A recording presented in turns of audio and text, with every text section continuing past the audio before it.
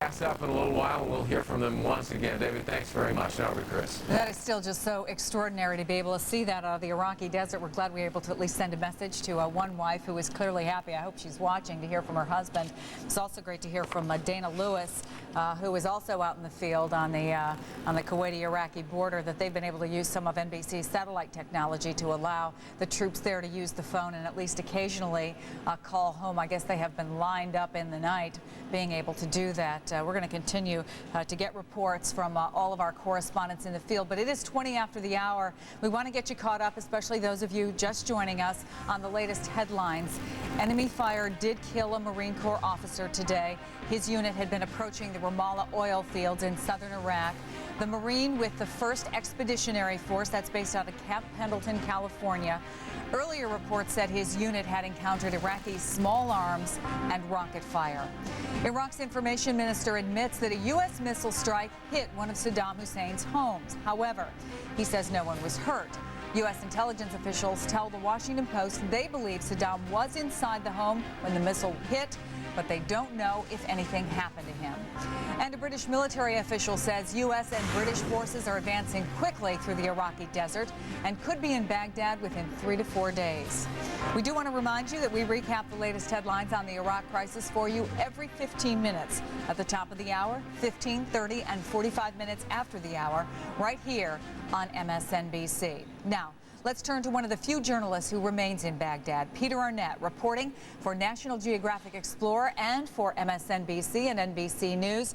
Peter, it is good to see you again, and I just want to take the chance to read this bulletin. We're learning that the CIA has done its voice analysis of that speech, the TV speech by Saddam Hussein. They say it is likely Saddam's voice. Of course, what that doesn't tell us is when that might have been taped, because the question still is whether or not he was in that home with his sons. What, if anything, have you been able to learn there about the fate of Saddam Hussein? Well, all we are learning, Chris, to tell you the truth, is that the government officials we are encountering assert that he is alive and well and still in control of the city. I did hear a report from the Pentagon, maybe on MSNBC earlier, that the city it's out of control in the sense that Saddam is cut off from his leadership. There is no indication of that in Baghdad. We're 18 hours now after the last airstrike. There are still many soldiers on the street, armed members of the Ba'ath Socialist Party, that's the government here. There is no sense of disorder at this point. What we were able to do today actually was to drive around the city and see some of the destruction, particularly in a corner of the presidential compound where several buildings were destroyed, including one said to be the office of Qusay Hussein, the president's favorite son, who was in charge of the defense of Baghdad. You mentioned that the Iraqi government has announced that one of the initial targets was the family home of Saddam Hussein, his wife Sajida, and 3 daughters. Well, we're in the Palestine Hotel opposite the palace. Early in the airstrikes, we saw a building disappear in front of our eyes. Presumably that was that house, but the Iraqi government is saying that no one was hurt in that strike. Chris. Let's talk a little bit, because we haven't in a while, about the 2 sons of Saddam Hussein who have occupied top military positions. Of course, the younger of the 2 that you addressed, his heir apparent. And by some analysis going into this, that even if Saddam Hussein was taken out, it wouldn't be such a good thing to have his sons left behind. Some people assessing them as being even more cruel than the dictator himself. What can you tell us about the position and the background of Saddam's 2 sons there who are so involved in the Iraqi government? Well, Qusay, the younger, is clearly the favored. He has been given many positions of prominence. He's running the Ba'ath Socialist Party. He is in charge of intelligence security of his father and of the capital. He was given the job 2 weeks ago as the chief defender of Baghdad. His older brother, Uday, is looked at as being somewhat of a playboy. However, Uday does run the major newspaper Babel, which has many interesting commentaries and often criticizes the government, actually. And Uday also runs the youth television station, plus the Olympic Committee, and is fond of sports. So you have on one hand a playboy, Uday, the older, and on the other hand, the son, who say very little has been seen of him, very little is known of his habits, other than that he is favored. He is apparently very intelligent and pretty tough like his father, Chris. And based on what you know about Saddam Hussein, the way he operates, Peter, would it make sense to you that going into what clearly was going to be a military conflict on the eve of war, that Saddam Hussein might have been with both of his sons at that point? I don't think that would be at all unusual, Chris. He's been photographed on television with his sons at meetings of the Leadership Council and military commanders on the eve of war. I mean, I don't think it would have been unusual to have his most trusted lieutenants with him. You know, the ability of U.S. intelligence to pick up information, intercept messages is unbelievable. So it's quite conceivable that if indeed that leadership group was hit yesterday morning, that they weren't aware that it was even capable of doing that. On the other hand, when I personally interviewed Saddam Hussein 10 days into the first Gulf War, it was a small house on the outskirts of Baghdad. So, I mean, he doesn't really have to meet in a big command bunker to be with his people around him. He can meet in a house anywhere. This city is almost as big an area as LA and New York, Chris. So much of what has been going on at obviously the Iraqi Information Ministry designed to put the best picture, put the best face on this conflict for the Iraqi people. Given that, and again, given that you know an awful lot about the way Saddam Hussein operates, would you think that if he wasn't injured, that if he is alive, that we would see or hear from him in some definitive way in the next, I don't know, 24, 48 hours? I don't think he'd feel particularly impelled to present himself. I mean, he has his senior ministers who are giving press conferences, meeting directly with media. The president has not been publicly seen since September of 2001, but he has been giving interviews and meetings up to the time of the war. It would not surprise me that he would emerge, maybe meeting an official at some point today, tomorrow, would see it on television. But of course, you do make a point. Television is functioning. The TV center has not been damaged so far. And Saddam has pictures of him that are verifiably taken since that incident yesterday, the attack in his bunker, have not been shown yet, Chris. You had mentioned some of those reports that there was disorder, that at least the communications between Saddam Hussein, his top military commanders, the commanders in the field may have been broken. You don't get any sense of that. I don't know, maybe 5, 6 hours ago when I first got up and I saw some pictures of the streets of Baghdad, I was surprised to see how the city, at least from that one view that we saw, seemed to be functioning fairly normally. Cars in the streets, people walking around. What have you been seeing over the last several hours, as you say, 18 hours after the last airstrike? It is not functioning normally, Chris. Almost every shop is closed, a few barbecue stands open. These vehicles in the streets, a lot of government people have vehicles, not many people walking around really, very limited number. Interesting in the comment you make about Saddam can no longer contact his senior people. You got to look at it this way. It's been 8 hours since the last airstrike. I mean, there's plenty of automobiles in this city. His senior people live here. His major Republican Guard units are almost within eyesight of where I'm standing.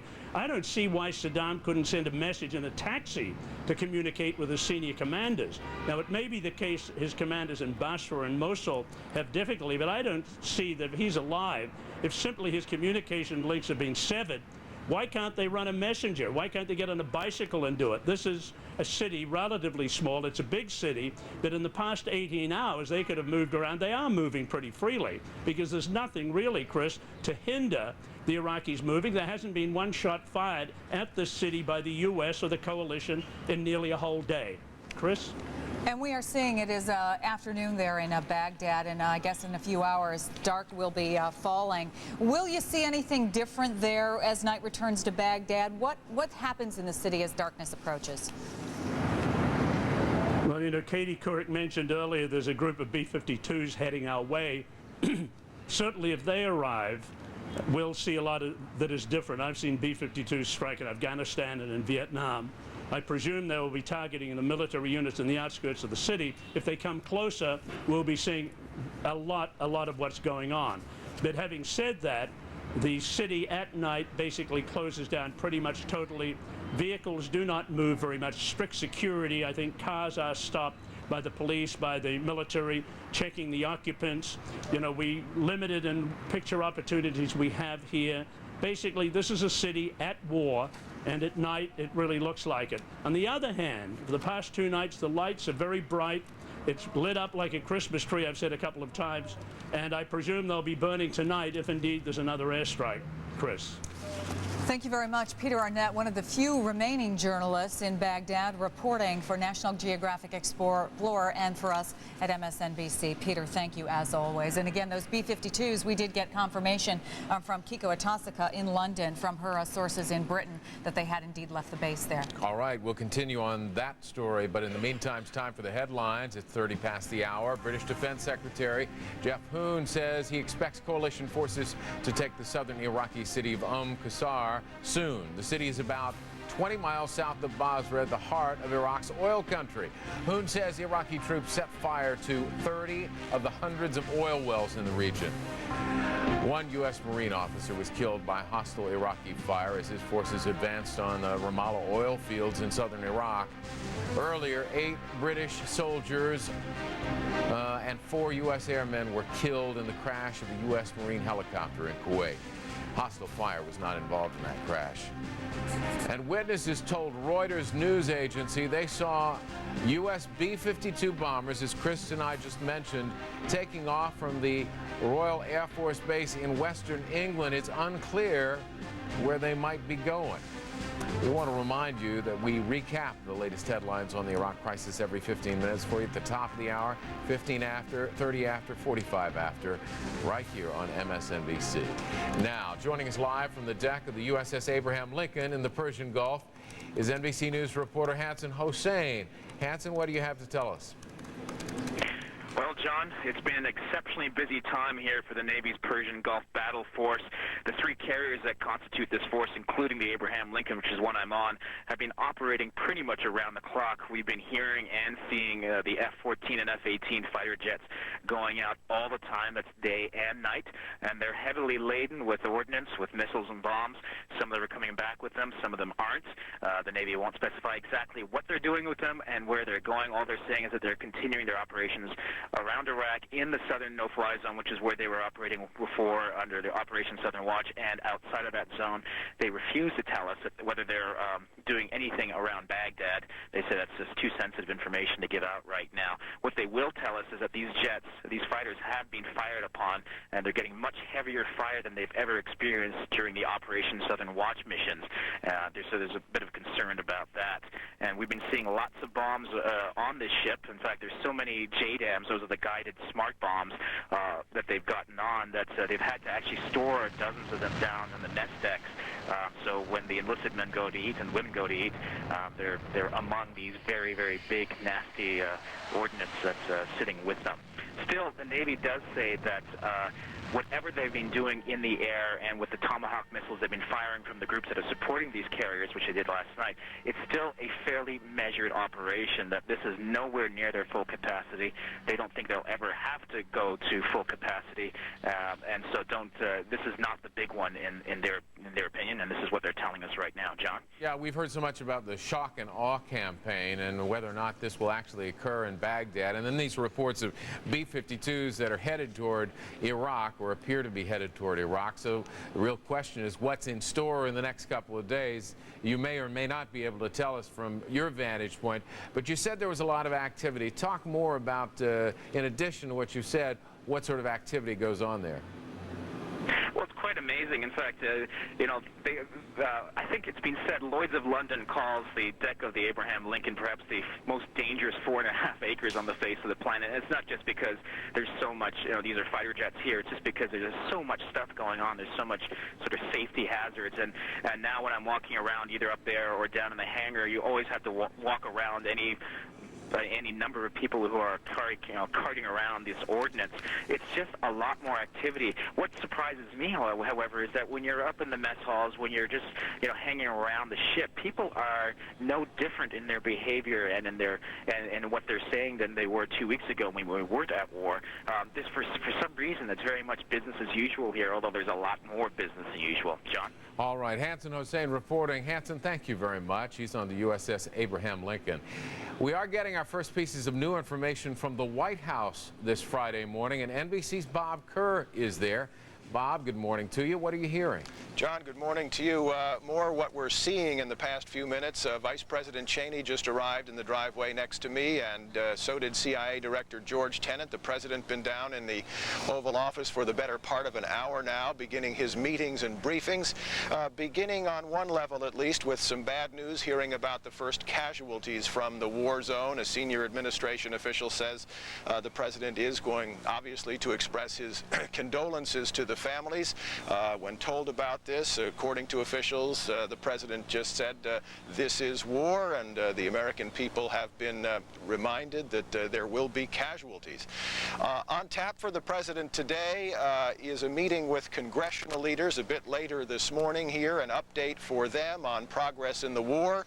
But we're told that the president also wants to thank especially the leadership of the House of Representatives for passage on the domestic front anyway of a budget resolution by a very narrow margin. Then later this afternoon, as is his custom really most weekends, the president is going to head to Camp David for the weekend, although I can tell you that from past crises, having been here during them, say, after 9/11, the president does have teleconferences, or at least the capability to do that with his war council. If the war council doesn't go with him to Camp David, we don't know whether that's going to be the case yet.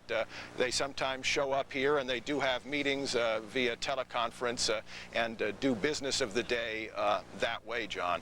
And one other thing we began to hear, you have been reporting essentially from Jim Miklashevsky at the Pentagon, all of these vibrations about surrenders and the effort to get top Iraqi officials and generals, members of the elite Republican Guard to surrender. There is a senior official here who has said in the past 12 hours or so that there are some serious conversations going on of that nature, and that official added that obviously they would like nothing more than for this war to end without a massive, massive battle, John. Sure, the American people feel the same way. I'm sure Americans feel the same way, Bob. Now, people like to get the behind-the-scenes glimpse of what goes on at the White House, and I gather there's some new information there about when President Bush gave the order to attack. John, it's interesting. Wednesday, it turns out, in the Situation Room, there was one of those teleconferences. The president was there on the telephone, video phone, with General Tommy Franks and all of the top commanders from the war zone. The president apparently asked each of the top commanders two questions. Question number one, do you have what you need to win? And question number two, are you comfortable with the strategy? The answers around the table, yes. That was the answer. The president at that point gave the order, we're told, to execute Operation Iraqi Freedom. At that point, General Tommy Franks in this teleconference said, he saluted the president, said, God bless America. The president saluted back. And that's how we're told it went. Bob Kerr at the White House. Bob, we'll talk to you a little later. Sure thing, Thanks John. very much. Now here's Chris. And speaking of General Tommy Franks, he is, of course, at U.S. Central Command headquarters in Qatar, where, of course, we also have several of our correspondents following developing stories there. NBC's Rob Morrison is live in Doha now and has the very latest for us. And, Rob, let me start with a question that a lot of people have been asking. Do we know yet when there might be a briefing and update from there at CENTCOM? Well, the headline out of here this morning, Chris, is that yes, we may be getting our first briefing in just a few hours. The surprise is that it may not be the Americans who speak to the media first. There are reports this morning that our coalition partners, the British and the Australians, are planning a news conference in just a few hours. It's a surprise, of course, because it was widely expected that the overall combatant commander, General Tommy Franks, would be the first to take the podium to speak to reporters. Now, some British officials have said that they are a little bit frustrated with the information flow out of here so far. We'll just have to wait and see when that first news conference is and who actually takes the stage first. We do know that the U.S. and the British forces are working together out there in the field. In fact, there are reports this morning that the southern port city of Qasr has fallen to the coalition forces. That could be an important city for humanitarian assistance to flow into southern Iraq. We're also hearing that British and U.S. troops are close to taking the strategically important city of Basra in the south. Now, also in the south, we've seen the pictures of those Iraqi soldiers raising the white flags and deserting over to the Americans, giving themselves up to the U.S. Marines in the south. We're hearing out of Central Command that is also taking place in the north as well. Also, the Iraqi Foreign Minister spoke today, however, denying all this. He denies that those were, in fact, Iraqi soldiers defecting. He says Saddam Hussein is alive and well. However, U.S. officials right now have reason to believe that Saddam Hussein was in that bunker that was struck Wednesday night. And they're working to find that out now. But the big headline today is we may get briefed, and it may not be General Tommy Franks first.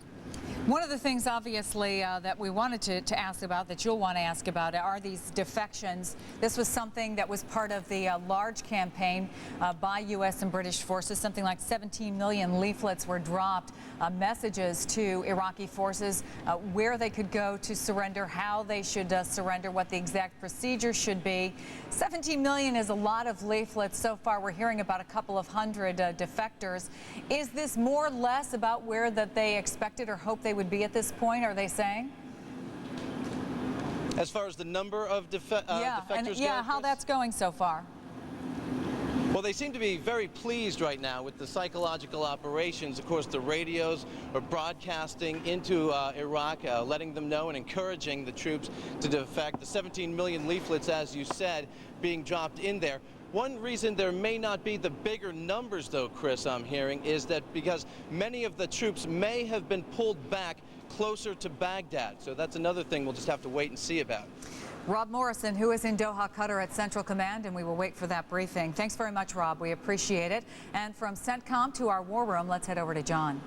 Chris, we now understand the lead column of the Army's 3rd Infantry has advanced at least 90 miles into Iraq, and there are battles going on in the south near the city of Basra. Joining us now in the war room to talk about that is Dan Garay, the Vice President of the Lexington Institute, and retired Marine Major Jack Stradley, a veteran of Operation Desert Storm. Welcome, gentlemen. Thank you. Major, let me start with you. You surprised at the lack of resistance that at least we're hearing about so far? Not really, not in the southern part of Iraq. And we didn't really expect a whole lot of resistance from those regular Army troops down there, Iraqi Army troops. And the truth of the matter is there has been some. So I think if you talk to those Marines in the lead column, they'd argue with the fact that there was a lack of resistance. Of course, I'm sure.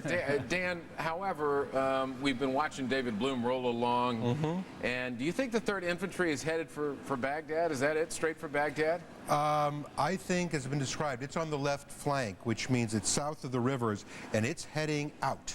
It's not heading towards Basra, so it's going in a direction that probably is closer on a direct line to Baghdad. This is a live picture, by the way, the 3rd Infantry, the tank that David's been riding on through those 90 miles. Now, Major, we know that forces are headed to Basra and, you know, have taken this Al-Fa Peninsula, but what kind of resistance do you think they are facing? Well, we've gotten scattered reports of both Iraqis surrendering, up to about 200 people, 200 Iraqi soldiers surrendering, but also some fighting there also. There's been some fighting in the oil fields, in the Ramallah oil fields, and also as they've gone into the cities.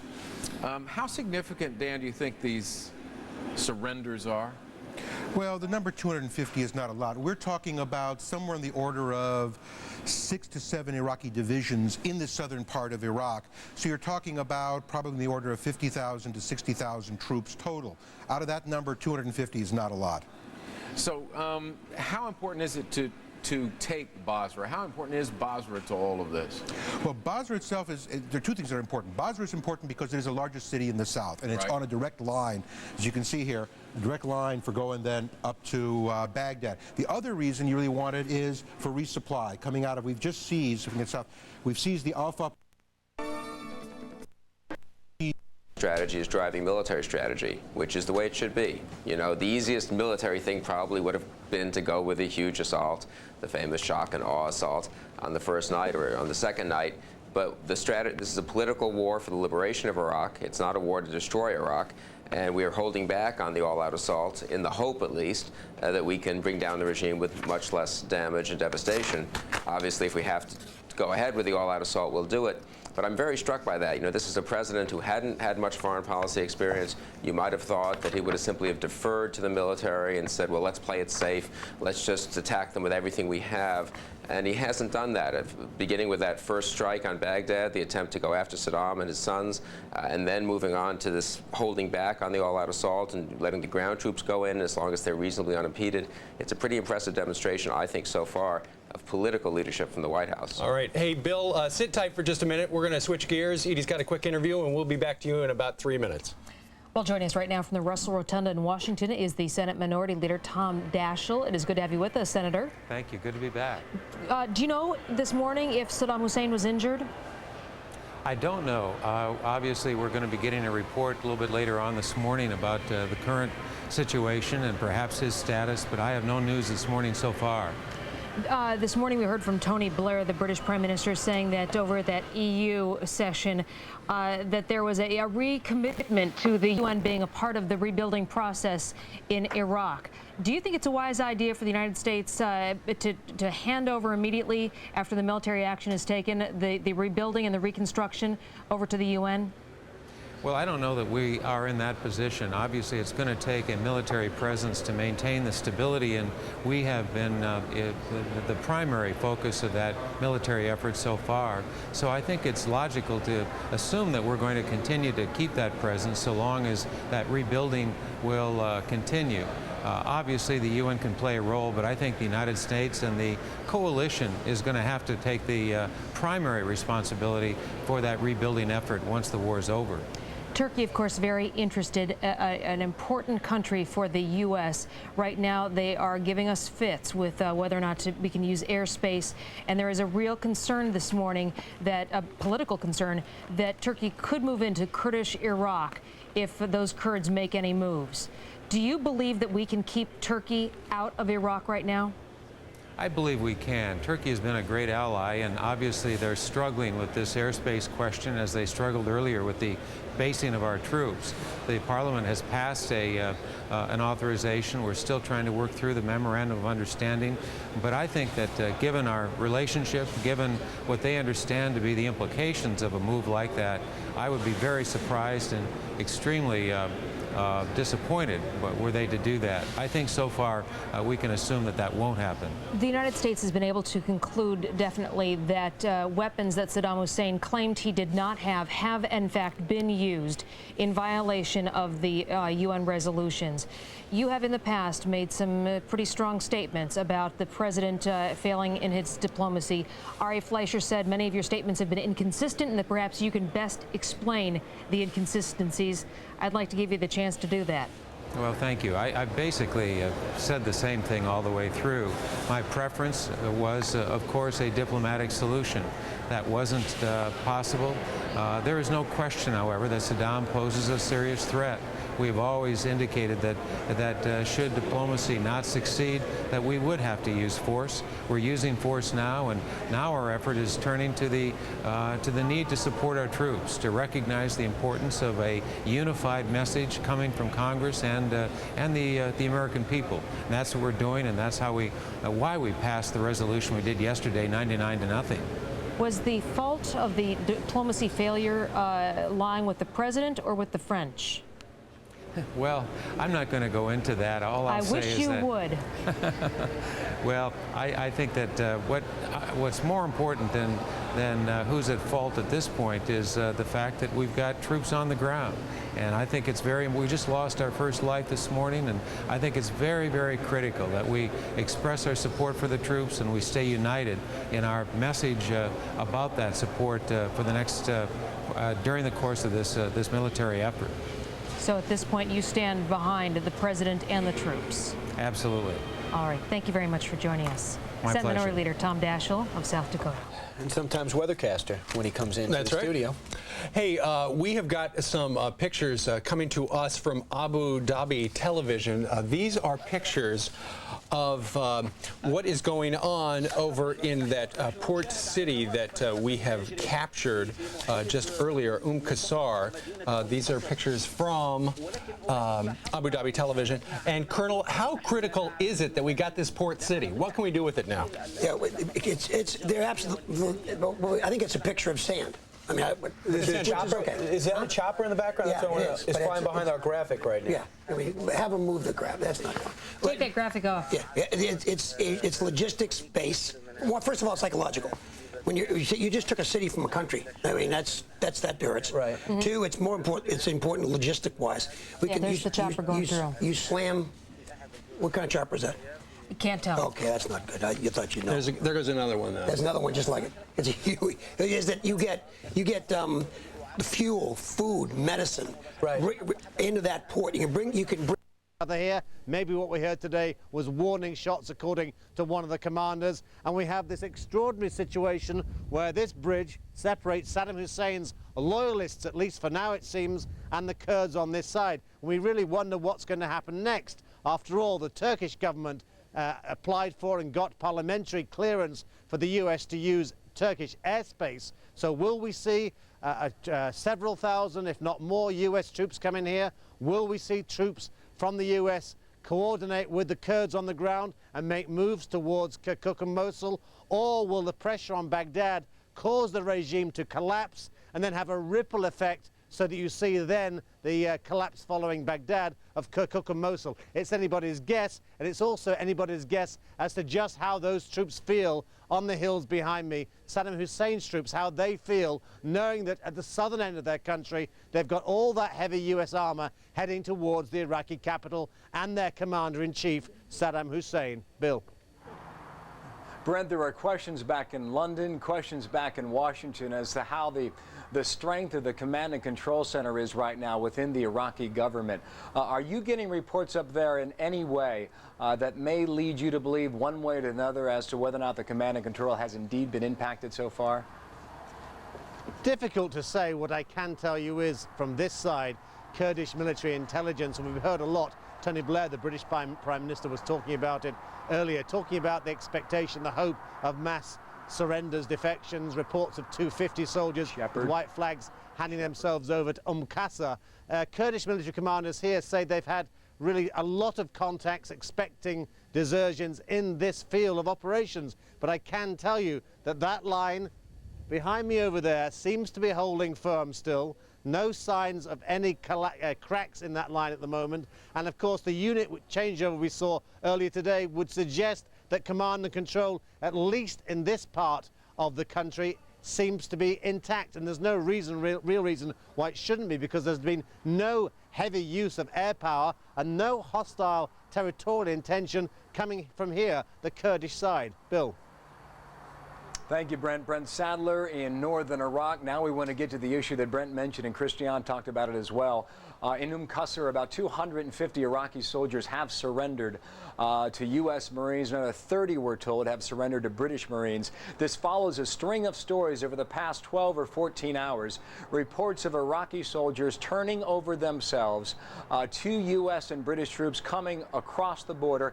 And in some cases, we hear about Iraqi soldiers crossing the border south into Kuwait in order to lay down their weapons.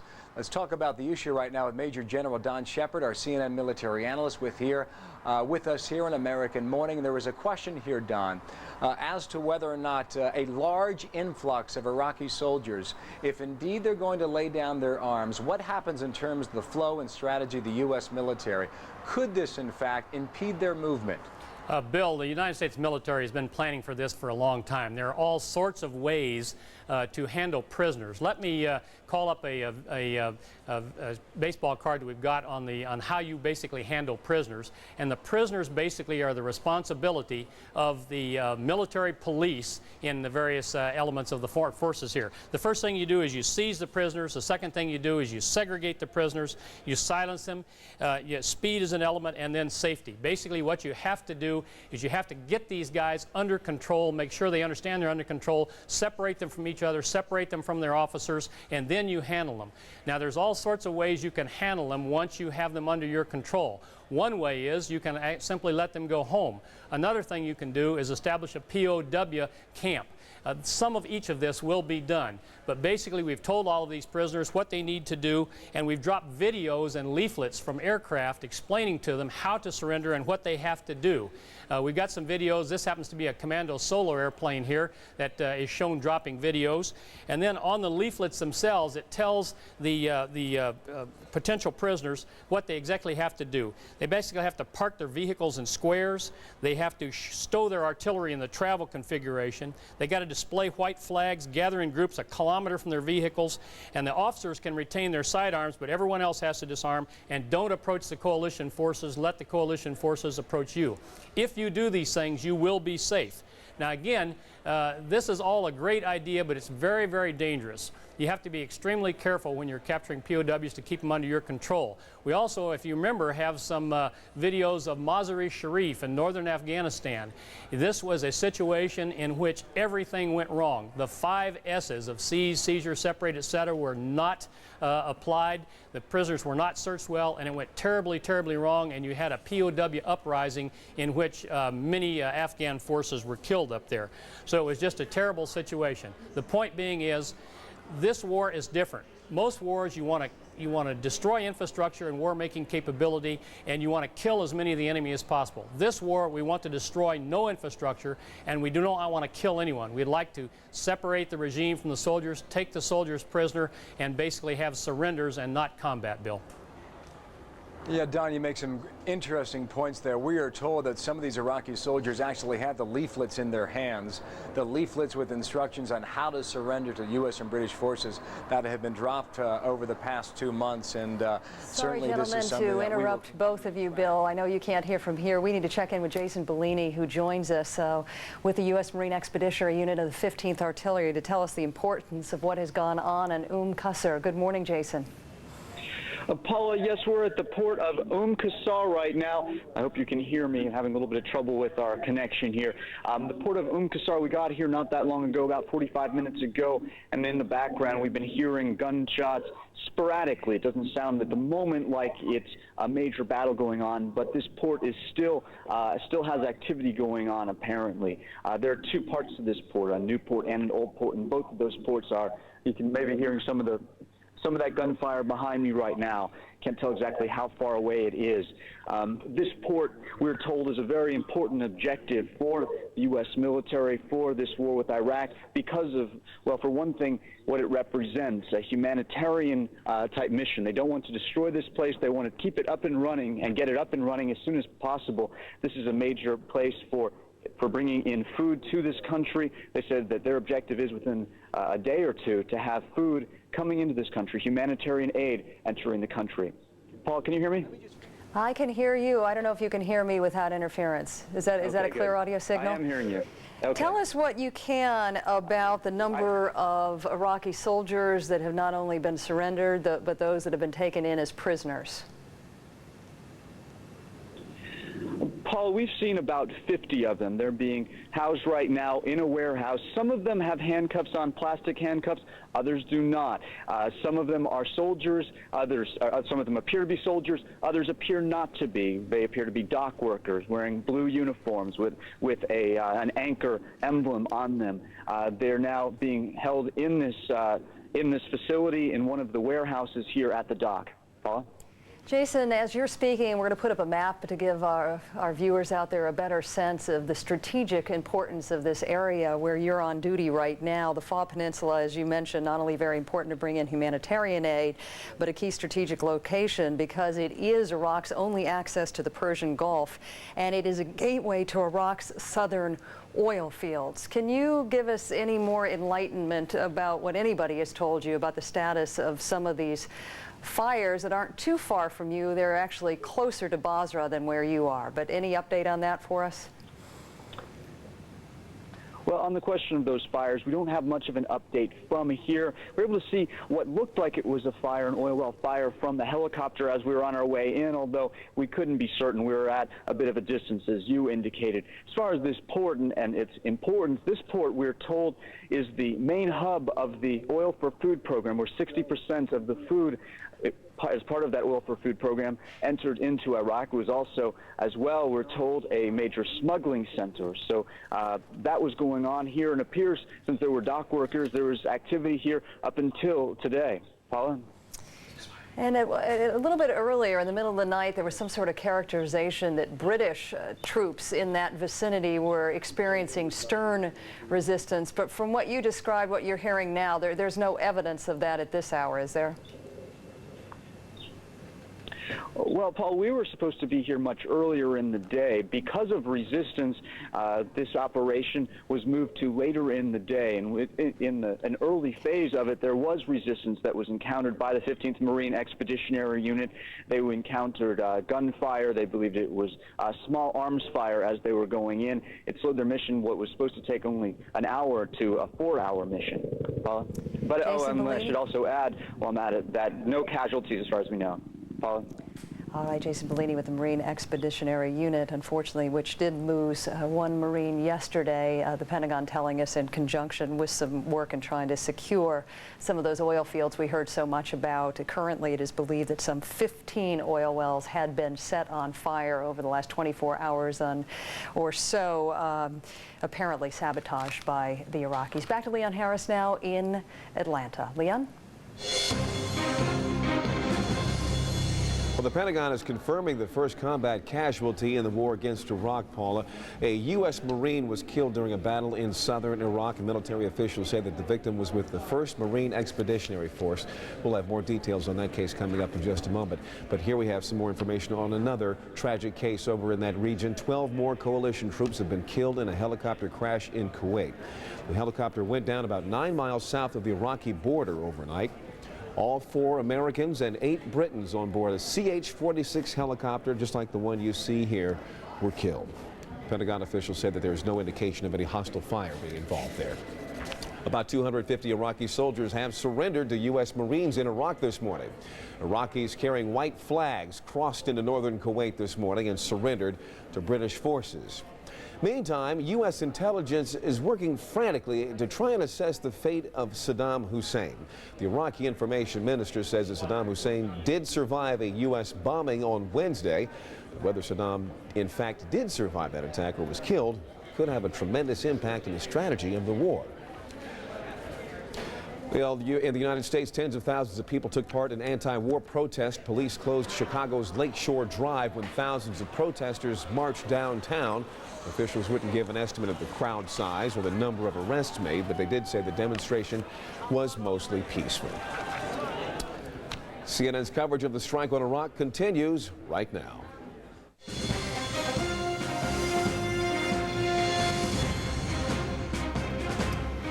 Good morning. Thanks for being with us this morning. A lot to share with you. We're going to share with you now one view of the war in Iraq, a picture from the desert south of Baghdad, where the Army's 307th Cavalry is moving with a purpose.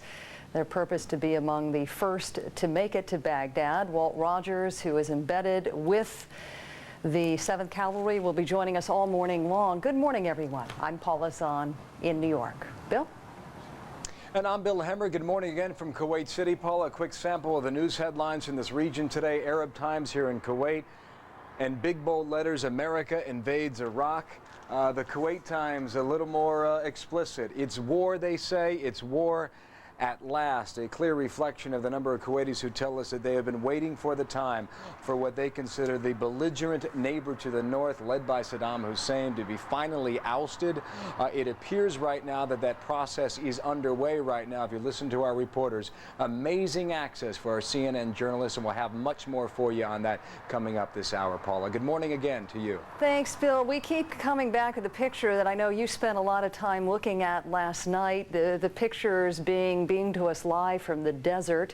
One picture of the war, wrong to interpret them as facing not much opposition. Walt Rogers, if you have the picture, we can put it up, saying that they have not come under fire within the last 10 hours. In fact, the enemy fire they did receive actually was experienced before they even went into Iraq. There has been limited fighting elsewhere in southern Iraq, including along the Iraqi coast. We're going to be going to all those critical points this morning. Right now, another check of some of the latest important developments.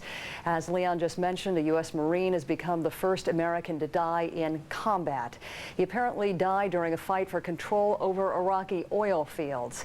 Now, there are some conflicting numbers this morning, anywhere from 15 to 30 oil wells burning in southern Iraq near Basra. CNN White House correspondent Chris Burns is reporting that President Bush on Wednesday night gave the go-ahead for the initial attack on Iraq with a margin of only 3 minutes to allow the F-117 stealth fighters time to make their mission. And that leads us to our next question. What really happened to Saddam Hussein in those attacks? Iraq's information minister says he is alive, that he is safe. Other sources are saying they're not there yet. They're not so sure, saying he may have been injured or killed in the initial attack Wednesday night. Meanwhile, though, Bill, the Pentagon is operating under the assumption that he is still alive. That's the very latest from Barbara Starr at the Pentagon. Back to you now. Yeah, Paula, on the ground, meanwhile, heavy fighting reported for that old port city of Qasr, though U.S. Marines have reportedly taken control over the new port city. They're separated by about a distance of 1 mile. Throughout the morning, we've also been seeing some remarkable pictures coming in from CNN's Walter Rogers, traveling with the 7th Cavalry, moving virtually unchallenged through the southern Iraqi desert. Walter described it as a wave of steel, possibly extending 20 miles wide with the 3rd Infantry Division. Meanwhile, U.S. troops have staged air assaults at 2 airfields in western Iraq, the area considered important as a possible storage site for Scud missiles and launchers known as H-2 and H-3. And Don Shepard has talked about for days now the importance of these locations. Also reports that 4 oil refineries right now and at least 30 oil wells have been set on fire throughout Iraq, sending a smoky haze over Kuwait City. I want to remark right now, though, earlier today, the skies behind us were much darker than they are now. It appears either the wind has shifted dramatically or possibly those oil fires that we're told right now being extinguished by the U.S. Marines, quite successful, we're told, which might be limiting the amount of smoke we're seeing here. Meanwhile, though, there are casualties to talk about. A U.S. Marine has been killed in action, said to be the first reported coalition combat casualty in this war. And for more on that, the man who reported it first, Dr. Sanjay Gupta with the Marines at Camp Iwo Jima, northern Kuwait. Sanjay, good morning. Yeah, good morning, Bill. Well, what we're learning now is that this unfortunate KIA killed in action scenario occurred this morning. It occurred in southern Iraq, and it occurred during an oil field conflict. Those are the 3 new pieces of information that we've heard. It's an unfortunate story. You and I were talking about it earlier. Marines around this camp, Camp Iwo Jima, some of them knew this particular Marine. It was a bit of a blow, no question about it, but really does not seem to have tainted the confidence in any way of the Marines that I've spoken with at this time, Bill. But again, that's the sort of latest information on that. That comes from a release from the Marines. Obviously, none of the identifiable features would be appropriate at this time, but that is what we can tell you now. Bill? Yeah, Sanjay, yesterday it was in and out of that bunker for you all day long. Has it been similar today or less? It has no question been less today, Bill. We've had 3 bunker calls, but we had 12 bunker calls yesterday, so it's definitely been less. A couple of other things to note around here. There's been a lot more aerial activity, it seems. We've seen both British as well as U.S. helicopters flying around. It seems to be more of that. We did have a couple of bunker calls earlier this morning. At that time, we also heard the unmistakable sounds of Patriot launches, Patriot missile launches at that time as well. That has been the most activity, but today is no doubt a much more quiet day than yesterday, Bill.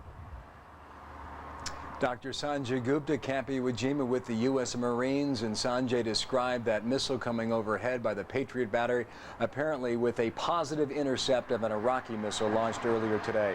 One other note, Paula, quickly, more casualties to talk about in the pre-dawn hours, somewhere around 4 o'clock a.m. local time today. A CH-46 helicopter operated by the Marines, a Sea Knight, made a crash in northern Kuwait, killing the 4 U.S. crew members on board. 8 other troops from the British on board as well. Said to have gone down not as a result of enemy fire, but possibly mechanical. Not a whole lot of information on this right now. Bottom line, 12 killed in that, 4 on the U.S. side, 8 on the British. Paula. Bill, thanks. In a series of lightning raids earlier today, U.S. and British forces took control of 2 airfields in western Iraq and an oil field in the south. One of the operations cost the life of a U.S. Marine, the first coalition combat death. How important are these operations? Why are they so critical? Let's go to our own analyst, U.S. Air Force Major General Don Shepard, who joins us from Atlanta this morning. Welcome back, sir. First of all, help us understand the strategic importance of these joint successes. Well, Paula, these successes are very, very important. This H1 and H2 and H3 airfields in western Iraq, we have a map that basically shows their importance. These were the Scud launch areas during the first Gulf War. These are the areas from which the Scuds were launched into Israel, and if we don't seize those areas and Scuds were launched again and Israel entered the conflict, it would make our life militarily and diplomatically very, very difficult. The ground troops, of course, are moving north, but these airfields have been seized evidently in a different manner. We have an animation that shows you how an airfield might be seized. It's normally a combination of special operations and also infantry ranger type operations here. Here we have an airfield. This could be H2 or H3 airfield with all of its facilities there. We have towers. We have what you call HAZs, hardened aircraft shelters that shelter aircraft, and you could hide missiles, Scud missiles, and that type of thing in there. What you want to do is take control of this airfield. You have to take down the defenses to get in, and then you've got to go in and seize the entire airfield. The way we do this is put special operations controllers on the ground.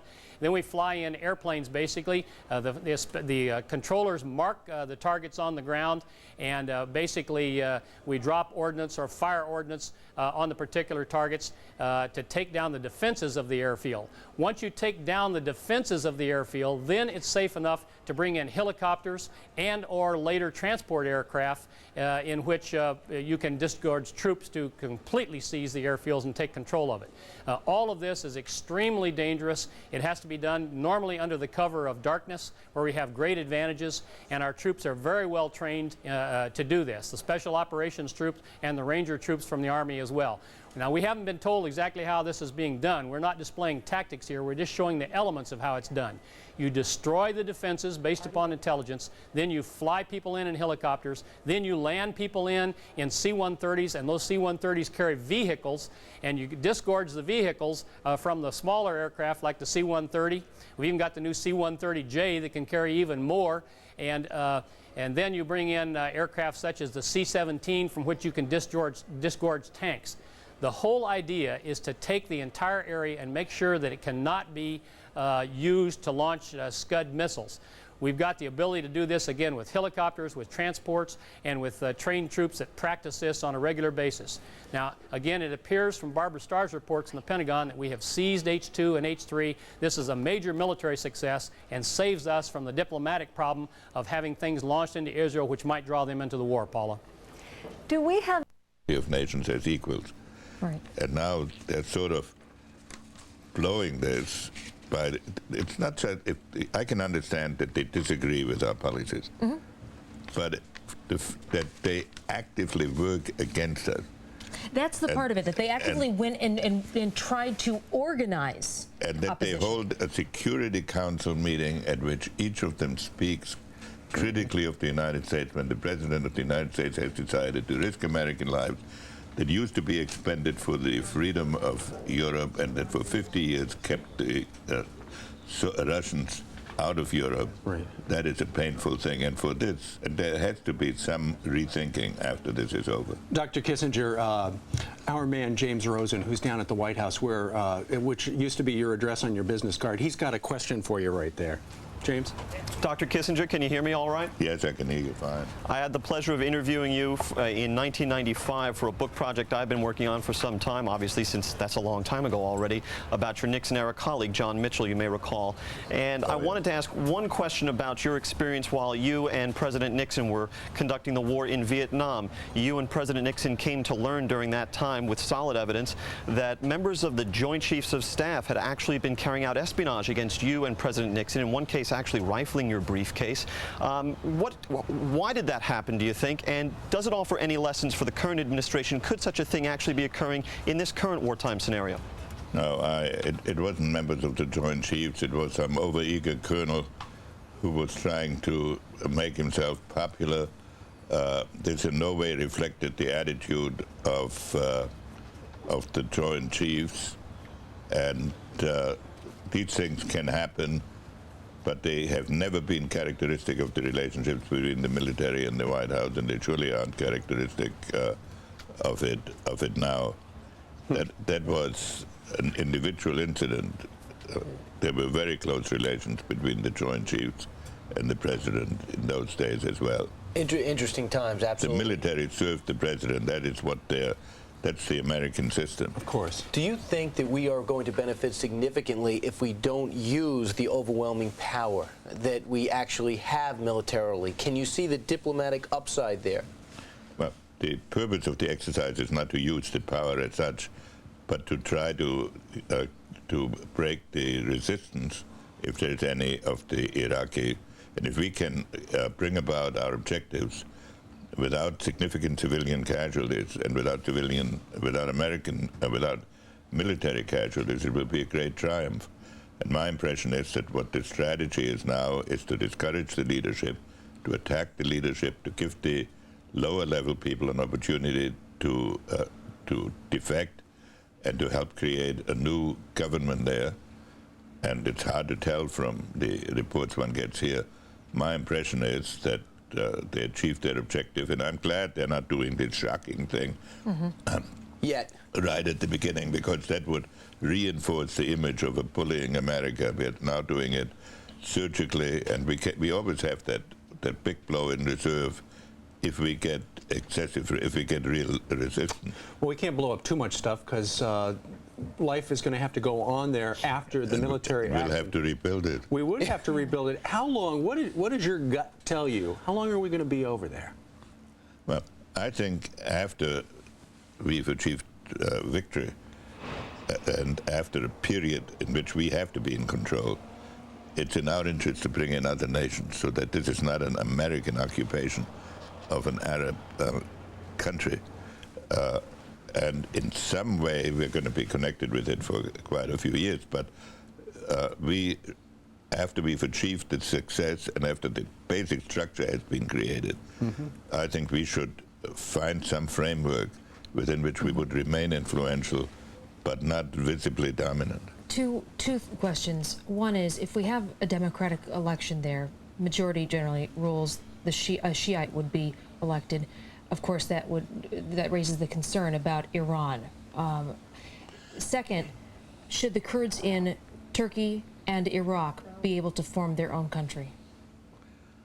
No, in theory, you can have theories of self-determination, but you cannot get the Kurds in Turkey forming their own country without a bitter war.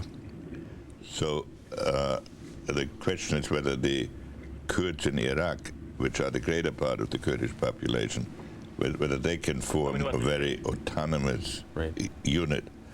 And even that the Turks will have hesitation about. And the problem that you raise is, will these ethnic groups submit to a democratic vote of other ethnic groups? Right. That's going to be the big test of, this is the difference between the occupation of Germany and Japan. Those were homogeneous countries. This is a collection of three major religious and ethnic groups and a lot of little ones. And if you don't know the answer to that, we certainly don't know the answer to that, so it's going to be, everyone's going to be sitting there hoping for the best. and standing on the tops of buildings trying to report on a war hundreds of miles away. You got reporters asking really stupid questions in the basement of a hotel in Riyadh, Saudi Arabia. And so there was a surreal nature to it, and as a result, there's a lot of misinformation that was broadcast. Now what you have are live reports from the field, and also what happens is reporters get a keener understanding of the military a keener understanding of reporters, and I think you get a lot more responsible journalism, and people know what they're talking about. Now, as Greg Kelly has said many times as they've been making this sojourn, they see a very small slice of the action. Nevertheless, it's a slice of the action, and I'll tell you what, it's not only riveting television, it gives you a sense in real time what's happening tactically, what's affecting morale. You get a sense of everything, the weather, the whole bit. So I think it makes for much more compelling and responsible coverage of a war. All right, Tony, thanks very much for the update. Plus, we'll be looking for your program over the weekend. According to the Associated Press, American forces have seized Western Iraqi airfields. That is the very latest from the western portion of Iraq. Yeah, there are about 8 or 9 significant airfields in that region. And meanwhile, when you talk about sophistication, you talk about cutting edge, you got to think of Doha, Qatar. That's exactly where our headquarters is, where Tommy Franks is, calling all the shots and proving to be quite flexible. David Lee Miller is live there. What is the latest, David? How's the feeling amongst the men? Morning, guys. Well, I can tell you that a news blackout is continuing here. This is a multi-million dollar, at least $1 million briefing room that has been set up. Take a look over my shoulder. You can see plasma screens. You can see a podium. You can see it's almost like a movie set. In fact, we were told that it was designed with the TV show Jag in mind. But despite that fact, now that we're some 36 hours into the hostilities, the U.S. military has yet to hold a briefing here. They say that they are just too busy right now continuing to fight the war. But when the time is appropriate, General Tommy Franks is going to speak. This is the Central Command briefing room, and when he does, it will be from that podium behind me. But a short time ago, the military did release some new video. Let's take a look at some of this tape. Let's roll it now, and we are restricted from telling you when it was recorded and where it was recorded. I can only tell you in very general terms that what you're looking at here, among other things, are F-16s, F-15s, and KC-135 refueling aircraft. Now, we did have the chance earlier in the day, while you look at these pictures, let me give you a little additional background, to talk to one of the spokesmen for the British forces here, and he said he is cautiously optimistic, listen to this, that Allied forces could be in Baghdad in just a few days. This from the group captain, Al Lockwood. He told us, and I'm going to quote him now, "If I were a betting man, which I am not, Allied troops could be in the Iraqi capital in 3 to 4 days. Now, his remarks were quickly picked up by a number of the wire services, and another British spokesman came forward to say very quickly that his remarks were only at this time to be considered speculation. But nevertheless, there's still a great deal of cautious optimism, obviously, that he thinks the troops could be in Baghdad in just, again, 3 to 4 days. British officials also say that there was no hostile fire when a U.S. chopper went down in Kuwait that killed 4 Americans and 8 British soldiers. That investigation is continuing at this hour. And also, British spokesmen say an advance into southern Iraq by Allied forces encountered little resistance, but several oil wells, they say, they do confirm now, have been set on fire. By one count, as many as 30 oil wells are burning. Nevertheless, troops continue to move on in that direction. And finally, this morning, guys, just a short time ago, we got word that the Australians were going to try and use this very high-tech briefing room to hold their own news conference. There are about some 2,000 Australian troops as part of the coalition, but just moments ago, we were told that briefing is canceled. So for now, at least, this technical news blackout continues, but we are still expecting sometime in the next few hours or days to hear from the man running the show, General Tommy Franks. That's the latest from Doha, Qatar. Back to you. All right, David Lee Miller at CENTCOM. Thanks very much. More live pictures from Greg Kelly's camera. In the meantime, a harrowing story overnight. Ollie North is with the Marines. Yeah, go ahead. Us via the video phone right now. Ollie, chopper went down last night. We know you were right next to it. You were an eyewitness to it. Tell us what you can. Steve, I have with me the squadron commander, Marine Medium Helicopter Squadron 268, the Red Dragons, with whom I have been living now for the better part of 2 weeks. These are the guys who were flying that very dangerous mission last night. It was an essential mission. It was a key part of operations in the southern part of Iraq, but I thought it would be better to hear from the commander of that mission, the man who lost these 4. And I will tell you this. The hardest job of any commander is to make that phone call to the next of kin, and he's already had to do that. We cannot release the names as of yet. However, he can talk about these 4 Marines, Steve. Colonel, describe the 4 Marines, the U.S. Marines who were lost last night. They were on an important mission. Yes, sir. But first, what we want to do is make sure that all the family and friends at home know that our hearts and our prayers and our wishes go out to them. These 4 Marines were tremendous individuals. They're great members of our team. They're highly trained. They are well prepared, and they're doing a tremendous job for us out here. 2 pilots. 2 pilots, crew chief and an aerial gunner. Crew chief is a staff sergeant. Staff sergeant, and the aerial gunner was a corporal and a couple of captains. Great individuals and great team players. They were in on the planning from the beginning. They knew that they were handpicked. They knew that they were there for a reason. They never begged off on what was before them. In fact, it was their desire that they be part of the mission. They didn't want to be left out. Colonel, tell us about that mission last night, what we can say about it. It was with the Royal Marine Commandos. There were 8 of them in that aircraft that also perished last night. Tell us what you can about that mission last night.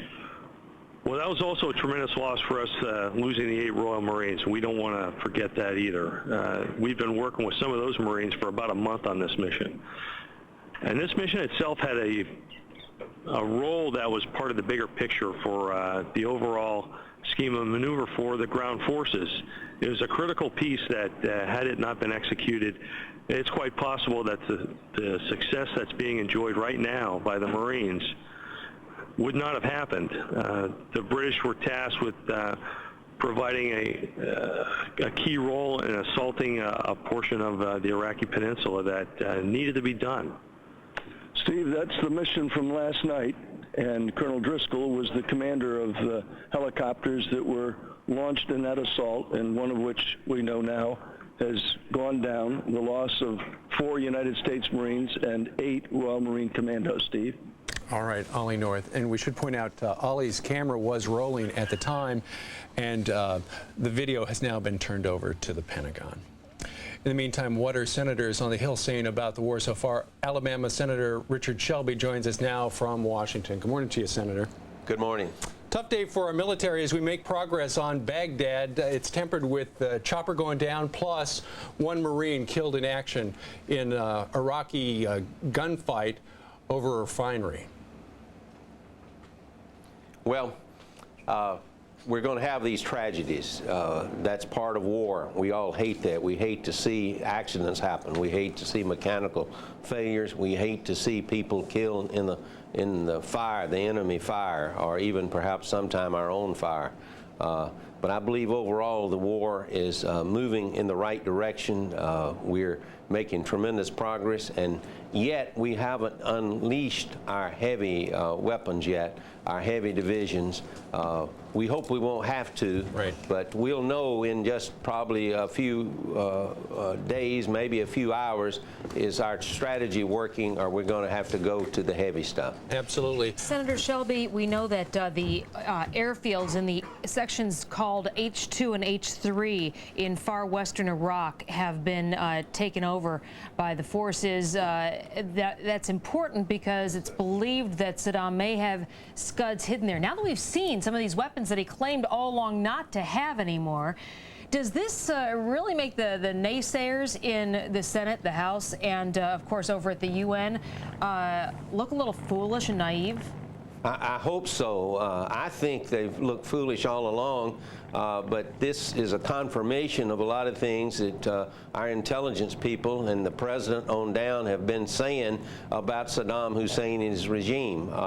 And I think as we move on in this conflict, there will be more revelations, just as there were in '91, to confirm a lot of stuff that people were saying, oh, it doesn't exist, but we know it does exist. And of course, Senator, a lot of speculation today about whether or not during that opening salvo against Iraq, whether or not Saddam Hussein himself was in the bunker. We've had 2 surgical strikes on Baghdad, both on Hussein family bunkers over the last 36 hours or so. There are a bunch of stories out there right now that say that in the intelligence community, and we know you've got ties to it, that we had really good information that Saddam and his children were in the bunker at the time. Is there strong indications that he and his family were there? A lot of this has not been confirmed.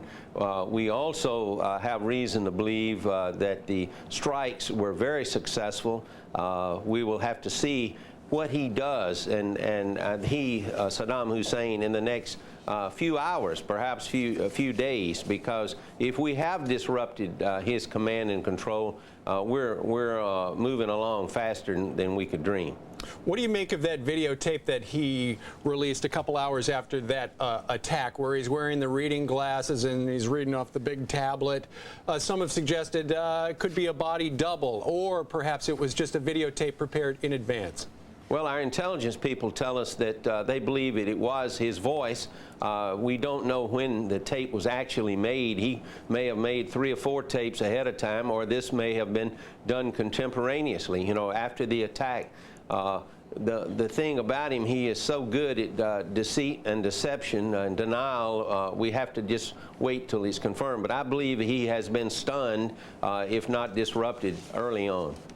And finally, in the past, there have been some members of Congress who have complained that the Pentagon has not kept them updated on what's going on. I know Rumsfeld was up on Capitol Hill last night and gave a top-secret briefing to a couple hundred congressional types.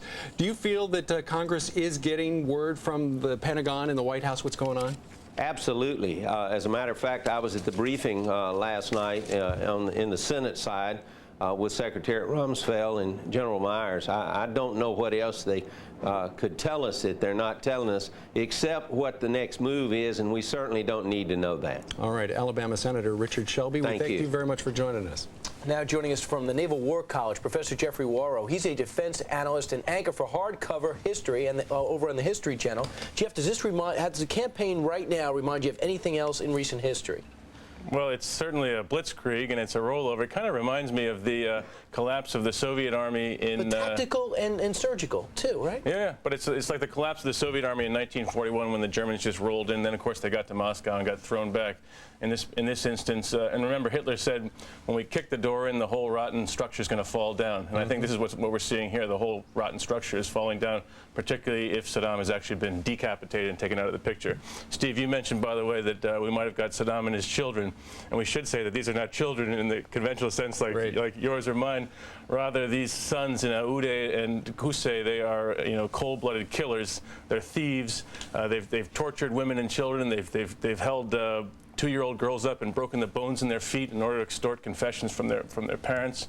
And Uday's the guy who took the entire Iraqi national soccer team into the soccer stadium after they lost in qualifying and had some of them beaten, some of them tortured, and they're very unpleasant children. Okay, not good people.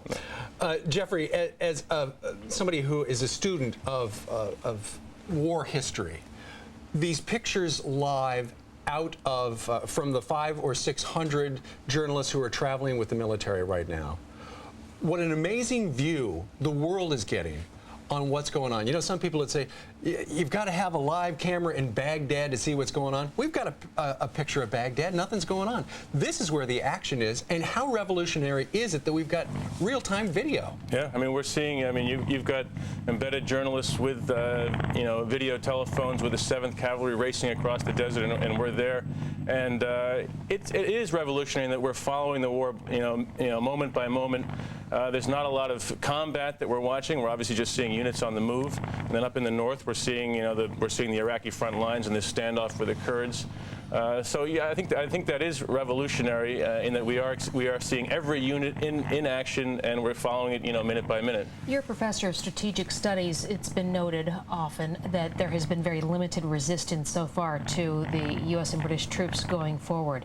Is there a strategy of holding back your nastiest stuff till troops get to a certain point? Well, I mean, I think that's the speculation, is that Saddam would not deploy these weapons early in the campaign because you've got countries like France saying that, well, gee, even though we oppose this war, we will get in on the American side if Saddam uses his chemicals or biologicals. So, you know, obviously it'd be in the Iraqi interest to reserve these things until Baghdad itself was under threat. Although they did use right away weapons that they claimed they did not have previously. Yeah, and I think that Saddam will basically use those weapons if he's still alive, if he still has any line of authority to his regional commanders. I don't think he does. I think all that stuff has been sundered, so he's sort of isolated. And I think people, the Special Republican Guards, the Republican Guards, they're going to start making their own deals with the Americans at this point. Donald Rumsfeld is really into the PSYOPs. We're seeing that with all the flyers he's dropping. It was said in 45, if we took the Japanese into the desert and let them see the bomb we had, we probably wouldn't have to drop it on them. That's just a theory. Are we kind of showing the Iraqis what we could do, that they really have no option, and we're kind of give them an opportunity to allow them to survive? Yeah, well, I think that the Iraqis, because of their experience 12 years ago in the first Persian Gulf War, they basically know what we can do. And that's what a lot of these leaflets, they basically depict, you know, destruction that we wrought the last time around. They show a tank being, you know, plinked from the air with a depleted uranium round and being incinerated. And you know, so a lot of these are veterans or they're children of veterans, and they know exactly what's in store for them if they don't surrender. Jeff, you'll love this. As we know, we have live footage from the actual theater of war. So let's go to Rick Leventhal right now. We understand there's some action going on right now with the Marines. We don't have them. Okay. A little in a moment when we get them up. Our turn, Hey, let me ask you this. Right now, the opening couple of days, as you were talking about, essentially we've gone in with very little resistance. But once we get to the Baghdad city limits, you know, Saddam Hussein has told his people, get ready for, you know, street fighting, urban fighting. That's where they can actually do us some harm. That really is, if the shock and awe doesn't scare the guys, scare them, and they start waving white flags, that could be the toughest part. Yeah, Baghdad would be the toughest nut to crack because, it reminds one of 1945 as we got closer and closer to Berlin, and Hitler devolved a lot of the dirty work to these werewolf battalions, these, you know, hardcore battalions that were supposed to go undercover and wreak all kinds of havoc. This, in fact, never actually played out. But, you know, Saddam has these Fedayeen Saddam, these irregular militias that are diehards and that have a vested interest in his regime. They're Special Republican Guards that have blood on their hands, that have an interest in fighting on because they have nowhere to go. And so you could see people, you know, hiding around the city and ambushing, setting up booby traps, perhaps releasing chemical or nerve agents, biological agents against American troops. And you know, once you get into that urban environment, it becomes much more difficult because there's the possibility of civilian loss of life, and Americans have to proceed very carefully. Can't they play on that? I mean, going from the previous experience in the Persian Gulf, isn't it possible that a certain number of them, including Hussein himself perhaps, think that the American administration will at some point be stopped by international pressure from the Germans, from the French, and not take it to the streets? Yeah, I think our technology has evolved so far since the last Gulf War that we are actually able to infiltrate that urban environment and fight fairly effectively. But do they know that, do you think? I think they do, and even if they don't, we can just prove it to them in pretty short order. There would be a lot of unfortunate messiness, but it would be a lot less than 12 years ago. And with these, you know, drones, these UAVs that can orbit around and look for targets and sense targets, and then very precise fire from our infantry, which will be, you know, in protective suits. I think it's very possible for us to fight in that environment with a lot less civilian loss of life than you would have had previously. We know that Saddam loves Stalin. It's his man. If he is going to study one guy and he has a final act, can you learn anything by looking at what Stalin does? Well, you know, Stalin, of course, when the Germans invaded in 1941 and came across the border and enveloped his entire army and destroyed it at a stroke, what did he do? He retreated to his dacha outside Moscow and drank vodka for a full week, and he wasn't sober for a week. Right. And then he kind of emerged after a week, pulled himself together, and started figuring out, how do I stop the German advance? And the Soviets backed up, and they had a final stand, and they reversed. They had strategic depth, and they had the weather on their side. Saddam has none of these advantages. He's surrendered the strategic depth. Will be in Baghdad in 2 or 3 days.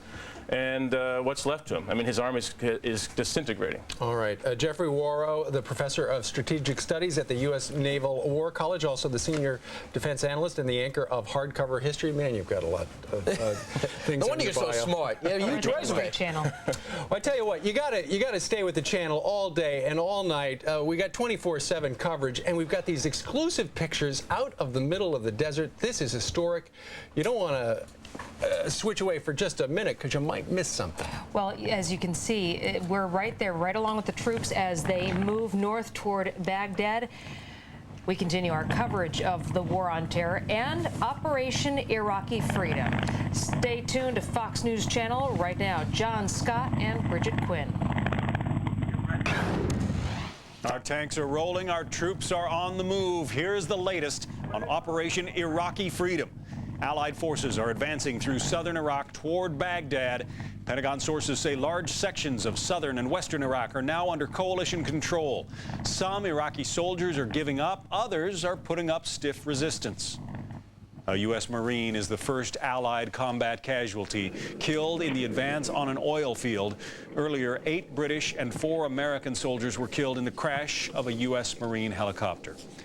And late word from the front. American forces have seized airfields in western Iraq, and U.S. Marines with Cobra attack helicopters have punched through Iraqi resistance on the main road to the key city of Basra. Good morning. I'm John Scott. Good morning, everybody. I'm Bridget Quinn, and Fox's Rick Leventhal live in the middle of the action again, traveling with the 1st Marine 3rd LAR Division. A resolution this morning intended to show support for American troops in the Gulf region. Lawmakers passed the resolution 392 to 11. Democrats complained that they felt pressured by Republican wording that suggested they backed President Bush's decision to go to war. The Senate unanimously approved a similar resolution yesterday. And not that sentiment, quite the opposite of what we're seeing on the other end of the public expression spectrum. Anti-war activists stage protests around the world today. Right now, 50,000 people are protesting in Cairo near the U.S. Embassy, we're told. In San Francisco, a man drove his minivan into an intersection yesterday, and it was a bad decision because he was beaten and his vehicle was looted after he did that. There were more than 1,000 people arrested in San Francisco. And there were protests in Chicago, Boston, and other cities as well. CNN's coverage of the strike on Iraq continues right now.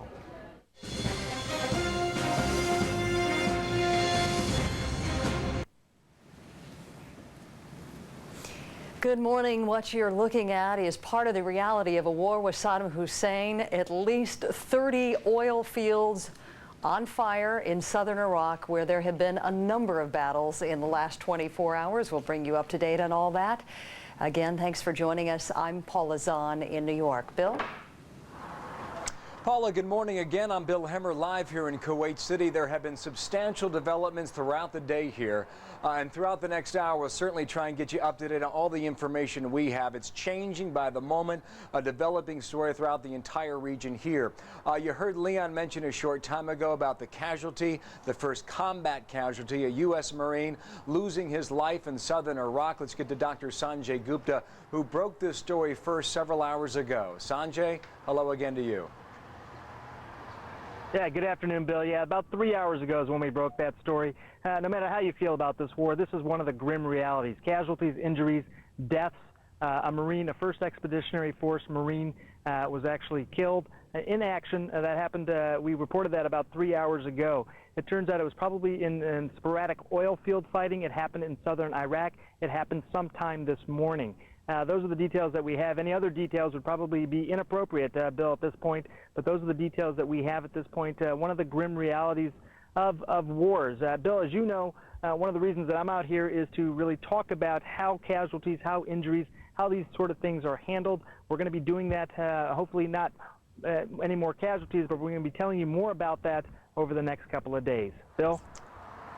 Sanjay, we talked about the mood change. You say you have not noted anything considerably since that news came about, but as far as notification for next of kin, we know the identification has been withheld. Do you know right now how that process works, how you get the message back from northern Kuwait, southern Iraq, all the way back to the U.S. home? Well, there is a very specific protocol for this sort of thing. It's something that as journalists we are told about even before we spend some time with the Marines. The Marines certainly have a protocol in terms of identifying next of kin and informing next of kin before anything we can tell anything more than that. You know, that's a really important part. There is a specific protocol. Obviously a lot of paperwork, a lot of notifications take place with regards to something like this, but that process is already in place, is what I'm told. The identification is being withheld at this time, again, for very obvious reasons. Bill? Dr. Sanjay Gupta, Camp Iwo Jima with the U.S. Marines. One other note here, 12 other casualties in a completely different operation. A U.S. Marine helicopter crashed in the middle of the night last night. 4 U.S. crew members, all Marines killed. 8 British soldiers killed as well on board that CH-46 Sea Knight Marine chopper. Paula? Thanks so much, Bill. I don't know how much you've heard from there about Chris Burns reporting, but he told us in the last hour that President Bush on Wednesday night gave the go-ahead for the initial attack on Iraq with a margin of only 3 minutes to allow the F-117 stealth fighters time to make their mission. And some conflicting views this morning of what may have happened to Saddam Hussein. Iraqi officials say he's alive and well, that he survived Wednesday night's attack. But U.S. sources say he may have been injured or perhaps even killed. The working assumption, we're told by Barbara Starr at the Pentagon, is that he is alive. Let's go to John King, who's standing by at the White House for the very latest on all these threads of the story. Good morning, John. Good morning to you, Paul. Let me begin by following up on the reporting from Bill and Sanjay. We are told that in his first briefing this morning, very early this morning, President Bush was informed of the deaths of that Marine in combat and the deaths of the U.S. and British forces in that helicopter crash. A senior administration official telling us the President voices his condolences and sympathies to the families, and this official also saying this is a reminder the President believes that we are at war and that he has spoken in the past to the American people to be prepared for sacrifices. Now, as for the situation inside Iraq, White House officials are very reluctant, especially in any public way, to discuss any operational details. But we are told behind the scenes by several senior officials that at a minimum, the White House is quite confident those dramatic strikes on Wednesday night have caused significant damage, significant communications problems, and significant chaos within the Iraqi leadership. Is Saddam Hussein alive? They say here at the White House, probably, but they don't have a good answer. How is his command and control operation functioning? They believe it has been significantly impacted by this in a negative way. That is one of the questions as to whether they will go to the much more aggressive phase of the military campaign. If they believe the Iraqi military still has the capability, they of course will do that. Now, on the President's schedule this morning is a meeting in the Oval Office in the next hour with the bipartisan leadership of Congress. Mr. Bush will update them on the progress in the war so far. And Paula, we are told to look for reporters to be allowed into that meeting for at least a brief session to get a statement this morning from the President. Paula? John, can you shed any more light on that report we heard much earlier this morning about that very limited window of opportunity to strike at that small complex of buildings where the CIA was led to believe Saddam Hussein might have been with family members? We are told by a senior official it was quite a dramatic scene. CIA Director Tenet, Defense Secretary Rumsfeld asked for an urgent meeting with the President when they received this intelligence. They rushed over to the White House. The rest of the War Council came in. They came up with this plan very quickly. General Tommy Franks told General Secretary Rumsfeld on a phone conversation he needed an answer by 7:15. If he was to turn the planes around, program the cruise missiles, get this thing, he needed an answer by 7:15. Mr. Bush kept asking about the intelligence. Are you sure senior officials are there? Do you think it's likely Saddam Hussein is there? Can we do this consistent with the mission of the war plan? Finally, Mr. Bush was satisfied with the intelligence. At 7:12 p.m., 3 minutes before the deadline, he turned to Secretary Rumsfeld and he said, let's go. And the orders were passed on to General Franks. Final thought, John, about the postponement of the beginning of the shock and awe campaign. I know you said it is the belief of the administration right now, at a minimum, at least significant chaos was caused by those strikes on Wednesday night. How long do you think it will be before the administration gives us an idea if they do believe there's any shakiness in the leadership of Iraq?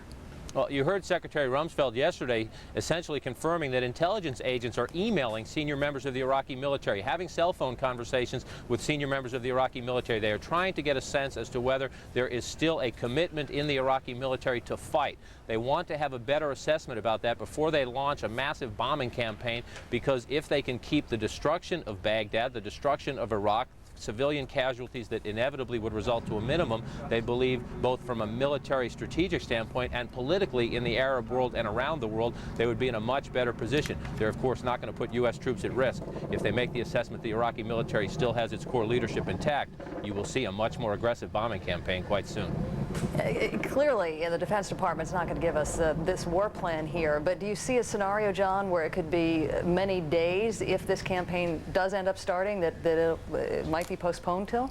Well, Barbara and Jamie could give you much better information at the Pentagon, but the assumption here is the more you roll those troops into northern Iraq, around the major Iraqi cities, the more you put them at risk. So the bottom line here would be no, that if those troops are getting closer and closer and the assumption is made that the Iraqi military is still a coordinated fighting force, then you will see an effort to take it out.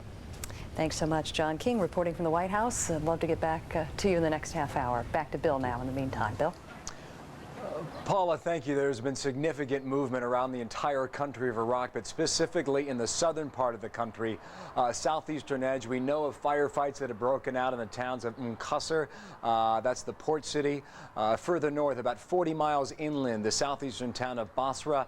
Both of these towns are considered strategically important right now to the U.S. and British troops. Show you some videotape right now with the U.S. Marines after a short battle, we are told, did win control of one of the ports in Qasr. There are two, one old, one new. One has been taken by the U.S. Marines. Strategically important as a shipping port, not only for the military movement that will come into that port, but also the humanitarian effort that will kick off, we're told, sometime soon as well. In that same part of Iraq, a place called the Fall Peninsula, British Marines have secured that area as well. We now know also through our reporting with Christian Amanpour here in Kuwait with the British Marines that jurisdiction now has been divided up for Iraq between the U.S. and the British. We're told now the British will be primarily responsible for the southeastern part of Iraq. One other note quickly, oil fields have been burning throughout Iraq. At one point we were told maybe 30 were on fire. We do know in southern Iraq at least 4 of these right now have been tended by U.S. Marines. 2 have been extinguished. 1 is in the process, we are told. The other one still burns, though, in the southern part of the country. Back to the embeds, our journalists giving us critical information throughout this entire operation. One of them with the 101st Airborne Division. CNN's Ryan Chilko back with us now somewhere in the desert sands of northern Kuwait. Ryan, hello again. Bill, we're still in the assembly area. The 101st moved out of a camp in Kuwait into this assembly area in the middle of the desert. I'm actually right now on top of an armored Humvee, joined by Jose Miranda, PFC Jose Miranda. He is a gunner. Why don't you tell us what you do if there is military action in Iraq and the 101st has to go? You'd be up front, yeah? Roger. I'm operate both guns. This is a Mark 19. It's a grenade launcher. This is a 249. Automatic weapons, light machine gun. It can be used as an assault rifle. And I'm the gun of the team. Yeah. How do you feel about how safe do you feel should you have to go to Iraq? I mean, we don't know yet if the 101st is going to be called to move forward. If you get that call and you're going to be on top of this vehicle with these weapons, how safe do you feel up here? Like I said, I feel pretty safe because it's an armored Humvee, but still got to get a shot. I mean, but that's what I'm here for. That's my mission, and it got to be done, right? And in general, how do you feel about going to Iraq? People have, you know, different reasons, different ways of looking at what they might have to do up there. How do you feel about going up there? Like I say, I want to go up there, so I want to complete my mission. I think it's unfair that people have been, for all these years over there, we are dictator, and that got us up. And we're here to make that happen. And just lastly here, you know, it hasn't exactly been quiet since we left camp, all those Scud alarms. How do you feel about those Scud alarms, all the missile threats? Well, first time was a little, say, afraid, but then get used to it. Greater capability from the air of tracking events on the ground. So I would think we've got a much better chance of getting him early. And it sounds like this information that led to the strike on Wednesday night came from an Iraqi informant? I can't disclose that. Mm-hmm. All right. Let's talk a little bit about the overall war effort. How would you say it's going so far? I think it's going, it seems to be going well. The number of oil wells, it seems to me, that he's been able to set on fire is relatively small compared to what that possibility was. The securing of the airfields in the north is helpful, particularly in light of the fact that we could not move troops in from Turkey. We're going to have to move forces and equipment in by air. We have special operations forces there, but in terms of a large number of troops and equipment, we need those airfields, and we apparently now have them. Senator, a lot of people are still wondering when this, maybe the term has been overused by now, but the shock and awe phase might begin. I'm going to guess it's still on the table, is it? Oh, I would assume it is. I, again, do not know the war plans with precision, and I don't want to and expect to know those plans. But my hunch is that it is very much on the table, and as Baghdad becomes more and more the battleground, or becomes closer to being the battleground, that then you will see the shock and awe, but that it perhaps is being reserved for the time when we are approaching Baghdad. That is where this war will have to be fought in the main, is in Baghdad. That was always the expectation. That's where it could be very violent, very bloody, very difficult, and where the potential for casualties are high. What would have to happen to avoid shock and awe? He'd have to be killed or disappear, it would seem to me, before that begins. All right, let's talk a little bit about sentiments before the war began. I understand you were one of the people who voted against, you were against authorizing force for this. How do you feel now? Well, we all expressed our opinion honestly. Many of us, perhaps a quarter of the Senate and a third of the House, voted for the alternative which I had offered, which provided that if we had the support of the world community through the UN with explicit support to use military force, that we should do so, but that if we did not receive that world community support through that UN authorization, which the President sought, that then we should come back to the Congress and debate the unilateral approach, or as we call it, the unilateral approach, because of the risks that were very much involved. But that's all water over the dam here now, and it was very clear that once combat began, that everybody was going to unite, and it was a wonderful picture yesterday when Senator Frist and Senator Daschle in the aisle of the United States Senate were literally shoulder to shoulder in support of this resolution, giving our total commitment to the troops. So there was a democratic debate. There was a decision that was made here. We gave the broad authority to the President. He exercised it, and there's just total unity here in the Congress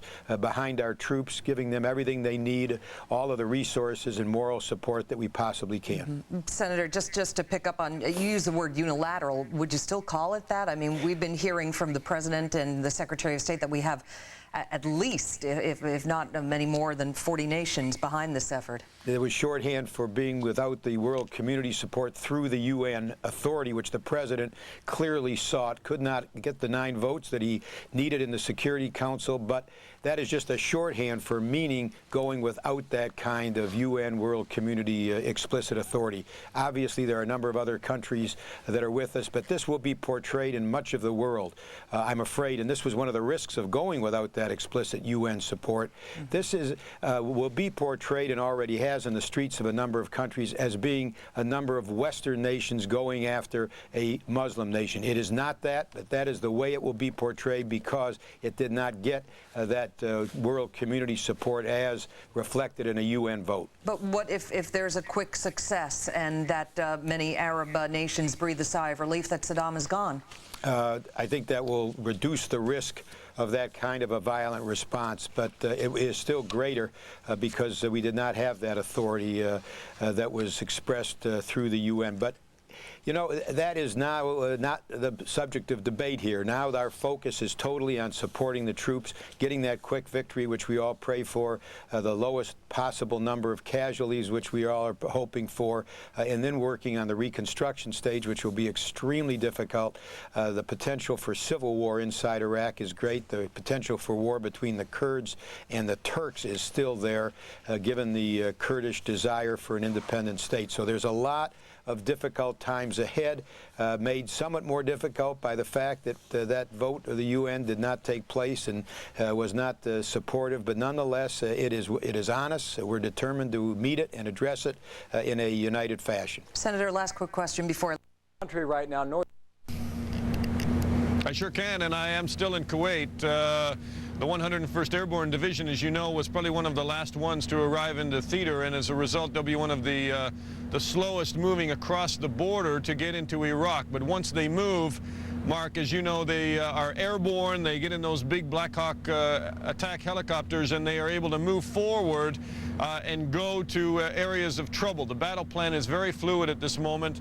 They can wind up in the north. They could wind up in Baghdad, and they are getting ready for that mission. Already one brigade of the 101st should be crossing the border right about now. I can't tell you their exact mission, but they will be essentially facilitating bases, forward operating bases for other members of the 101st to go along and then start doing missions in Iraq with the helicopters. And they will include not only the Black Hawks, which get them there, but the ferocious Apache attack helicopters that will fly cover for them, cover the infantry, and they're used as tank killers, and they'll go after Iraqi positions. Here in Kuwait, you know, we continue to have some of these missile attacks. We have had about a half dozen over the last 24 hours on this base. This morning, or rather this afternoon at 1 o'clock local time, we were back in the bunkers wearing our gas masks, which has almost become a regular thing here, as another missile was launched at us from southern Iraq. They are called the Ababil 100, and it has a range of about 100 miles. And so far, the U.S. military has had little success in trying to find those launchers in southern Iraq. They're still after them, and they believe that as the mechanized infantry move forward, they will probably be able to knock those out and reduce the risk to American forces who are still in Kuwait getting ready to move forward into Iraq. Mark? Dana, what is the mood of the troops? I think they're ready to go, and certainly the guys that are back in Kuwait are anxious to go. They want to get this over with, and they want to do it quickly, and they want to go home, and they don't want to be sitting ducks here in the Kuwaiti desert. They want to cross the border, go after their targets, and they feel when they're in offensive mood that they are much better to defend themselves when they're sitting here waiting to get organized and waiting to go across the border. So they're in a good mood. They have good spirits.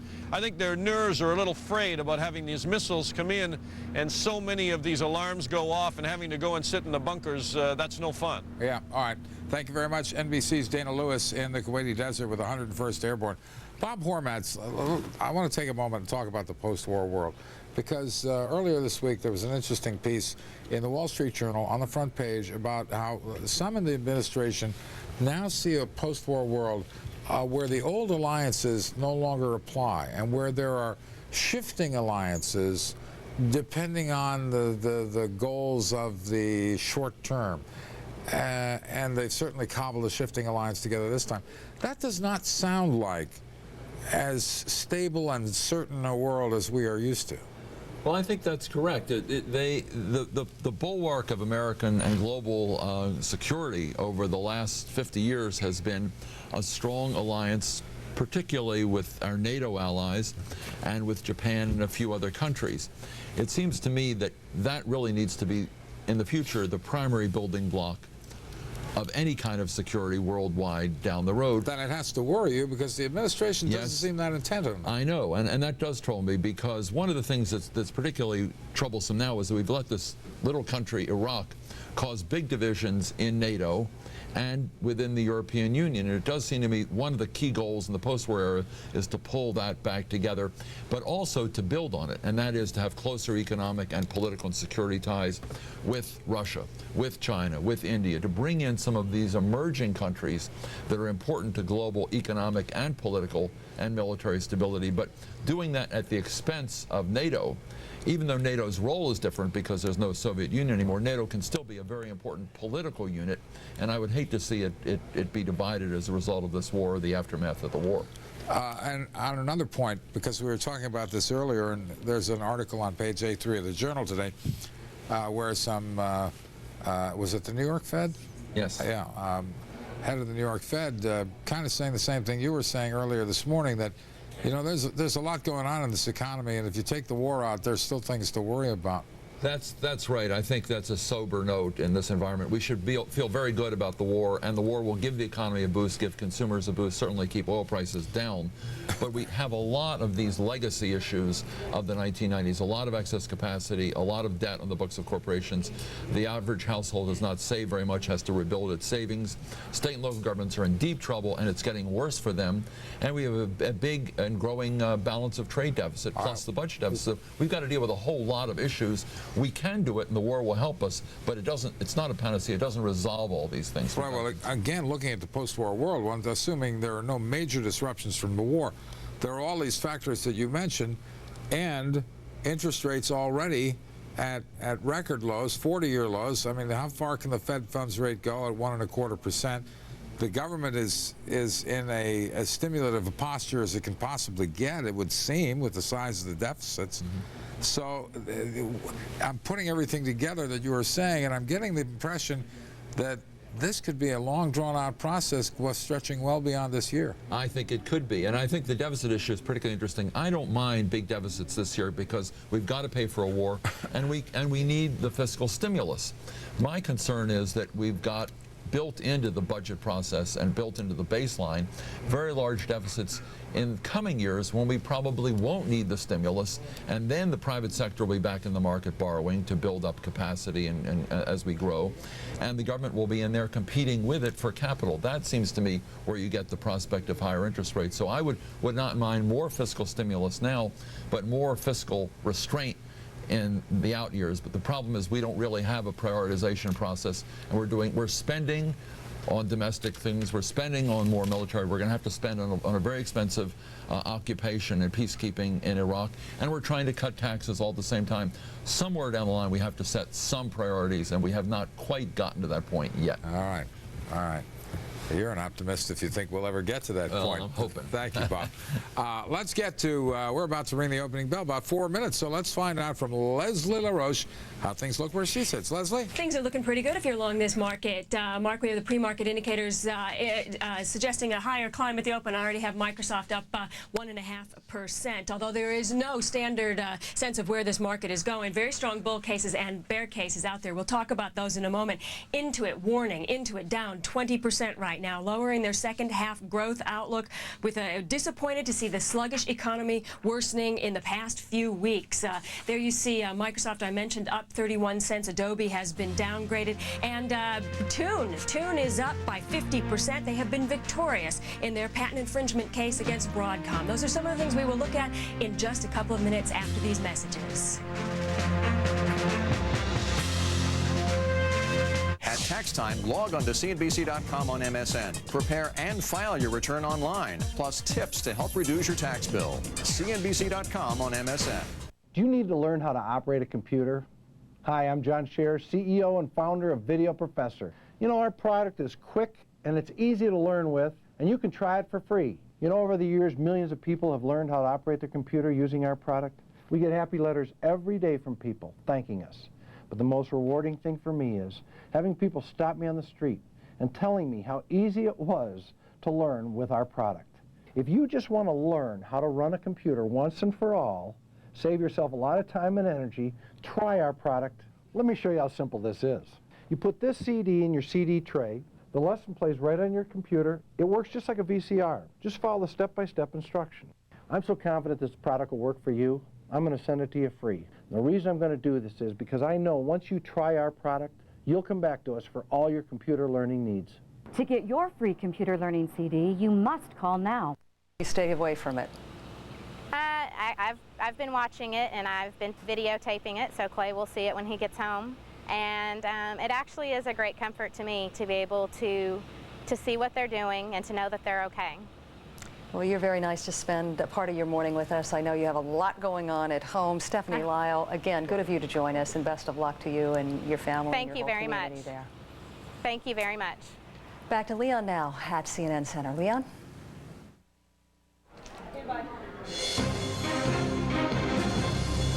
Well, Paula, the Pentagon is confirming the first coalition casualty of war. The victim was a U.S. Marine with the 1st Marine Expeditionary Force, and we're told this occurred during a battle for control of southern Iraqi oil fields. Those oil fields have been brought under control. 12 more coalition fighters were killed in a helicopter crash in Kuwait. This helicopter went down early this morning, about 9 miles south of the Iraqi border. 4 Americans and 8 Britons were killed in the CH-46 chopper. The Pentagon is now looking into possible mechanical failure there. They say no hostile fire was involved. The U.S. intelligence, meanwhile, is trying to assess the fate of Saddam Hussein. The Iraqi information minister that spoke with the press this morning says that Saddam Hussein did survive that U.S. bombing on Wednesday. But some reports are suggesting that Saddam may have been injured or maybe even killed in that bombing attack. Stateside and around the world as well, anti-war activists staging protests. Right now, tens of thousands of people are protesting in Cairo near the U.S. Embassy. Police there fired water cannons into the crowd after demonstrators got a bit violent. The crowd hurled rocks and furniture at riot police. Other protests around the world have not been of the violent nature. CNN's coverage of the strike on Iraq continues right now.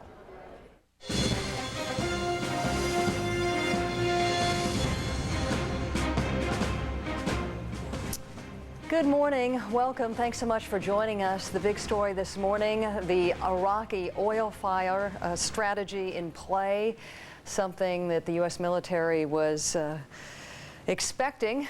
It appears as though there are 30 oil wells on fire at this hour in southern Iraq, a part of the country that has seen a lot of action in the last few hours.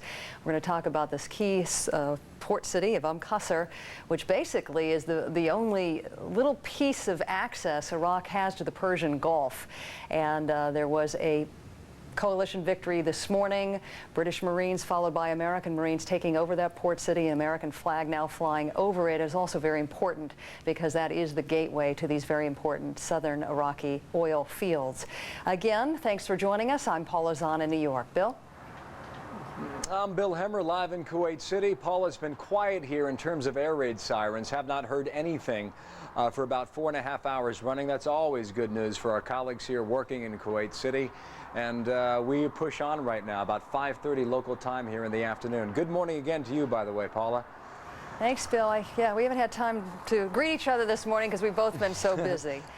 See you in a little bit. We're going to check on some of the other latest developments now. What happened to Saddam Hussein? Iraq says he's safe after Wednesday night's attacks. U.S. officials aren't so sure, but they're working under the assumption that he is alive. The Washington Post reporting this morning that an unnamed administration source is saying he was actually injured in that Wednesday night attack on that small complex of buildings. U.S. officials say Iraq's commanders have been quiet this morning, indicating either a disruption in communications or possibly an effort at deception. Now, even though Turkey's parliament has given a go-ahead to U.S. flights over Turkish airspace, they are still on hold. There is a big fight going on about whether Turkish troops can go into northern Iraq. That could delay opening a northern front. And the Pentagon is reporting that U.S. troops, as I think we mentioned in the last half hour, have successfully taken control over 2 key airfields in western Iraq, considered strategically important as sites where Scud missiles could have been launched at Israel. A lot of information to plow through this morning. Let's get the latest from Kuwait right now with Bill. Hey, Paula, just north of the border here, about 50 miles north of our location in Kuwait City.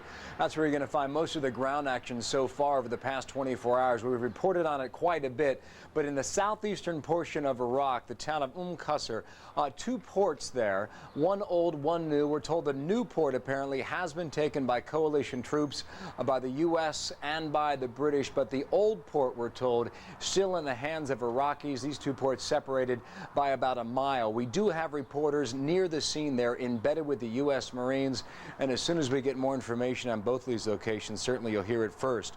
Considered a key port for not only military movement, bringing hardware on shore, but also humanitarian aid, which should follow at some point in the coming days or weeks to help the Iraqi people. Meanwhile, the oil well story has been a significant one for us today. When we woke up this morning to the morning dawn light here in Kuwait, we noticed a distinct haze, darkened, sometimes blackened skies outside of our hotel that clearly indicated that the oil wells to the north were drifting down through Kuwait City.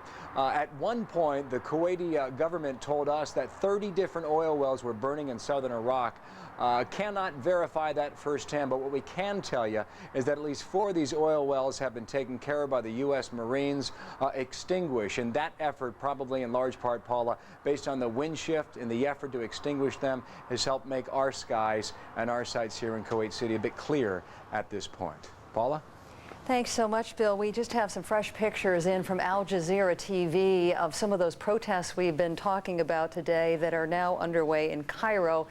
You can see smoke there off in the distance part of your screen there. We are told that tens of thousands of protesters are on the ground there, spilling into the streets not far from the U.S. Embassy. Police forces fired with cannons. Apparently some of the protesters were throwing rocks.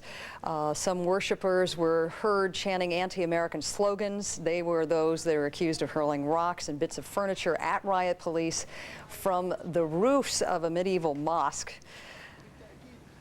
Some of those chanting said, quote, "Bush is the enemy of God. With our souls and our blood, we will defend Iraq." Others, in a more chilling call, called for jihad in defense of Islam and Iraq. Now, we have also come to...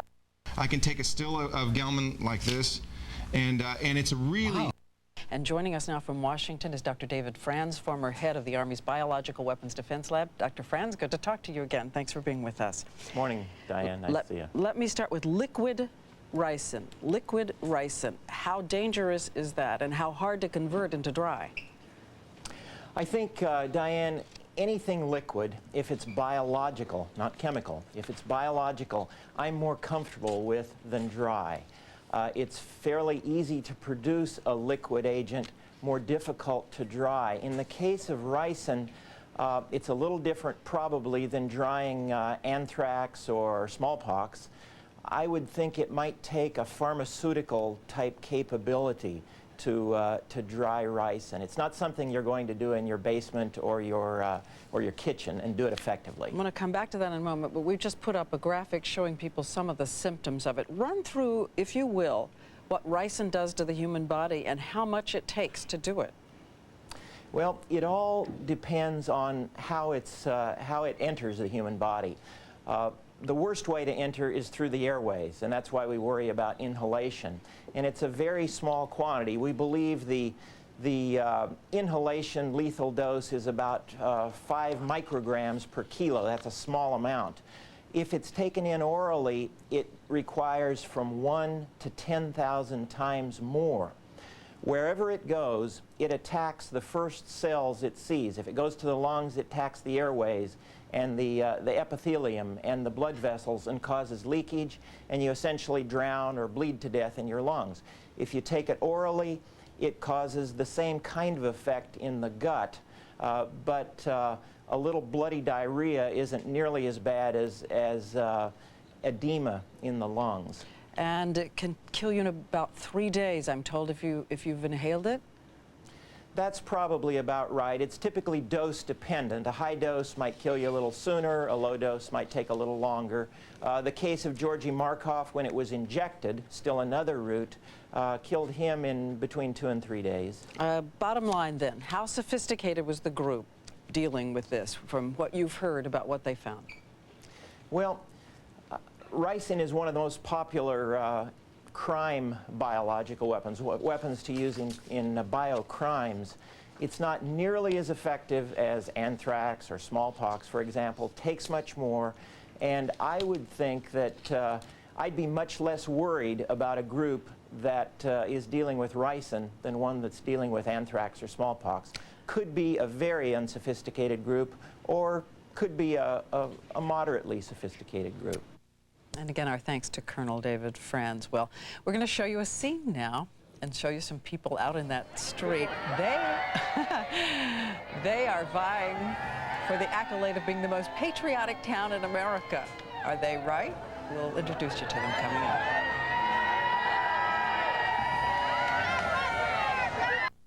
I can do it. I can do it. I can't do it. I can't stop smoking. Oh, that's a big surprise. Maybe next Monday. Sure. Maybe next year. Why not? Yeah, you know, cold turkey. Cold turkey. Ah, it's no use. I'm scum. I've Hey. been You want to know something? What? It took you a long time to learn to smoke, right? That's true. It's very true. Yeah, but I worked at it. What makes you think you can quit? I don't know. Just like that. Quitting takes practice. I like that. Well, call us. We'll show you how to quit slow. Slow? For good. I can do that. I know you can. Question. What do you do when life throws you, you know, an expensive curve? Well, Amy needs braces. You call 1-800-CHAMPION. Champion Mortgage. They've been helping people with unexpected expenses for over 20 years. When should you call 1-800-CHAMPION? when your bills get a little out of hand. It happens. Champion Mortgage works with you one-on-one to understand your specific needs. They'll help you consolidate your bills into one bill. Ever go for a loan and get treated like a math equation? And if you don't fit the mold, adios. Call 1-800-CHAMPION. Champion Mortgage works with homeowners one-on-one. You could save $300, $400, $500 a month with their competitive rates. Look, you're not debt. You're not income. You're a person.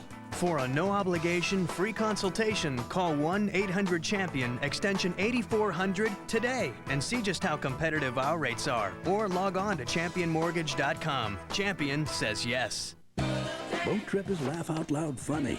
It's a gay cruise. A daring romantic comedy. You touch me the way a straight guy would. To get the girl, Cuba Gooding Jr. is dazzling. How could you think I'm gay? Boat Trip, rated R, now playing.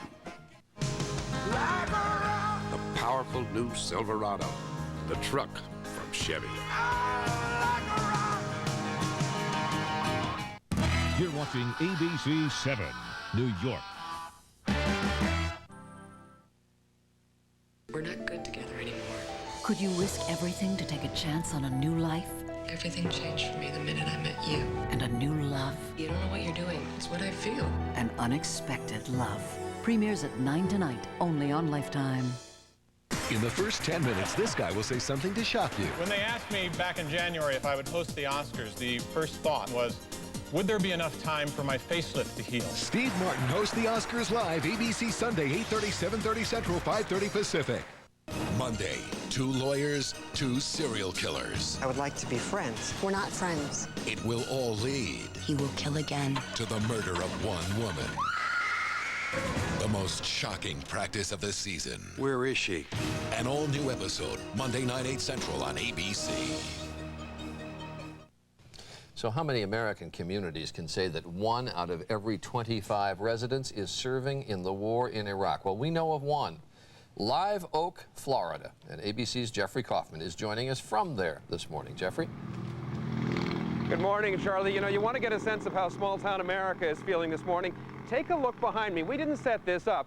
The people of Live Oak just scrambled here to the courthouse steps when they heard that Good Morning America had come to town. This little town of 6,000 could be any town USA. But one newcomer told us this just might be the most patriotic town in America. And when you see how many of its sons and daughters are serving in this war, you begin to understand why. Live Oak is one of those small towns that feels far from everywhere. The Swanee River, as in way down upon the Swanee River, ambles along the outskirts, bursting with spring rains. If there is any place that should feel insulated from the war in Iraq and threats to America, this should be it. Coming up on the Shotgun Show, got some great stuff, including keeping you up to date with everything going on with the war in Iraq. But here, like everywhere, it is impossible to escape the war.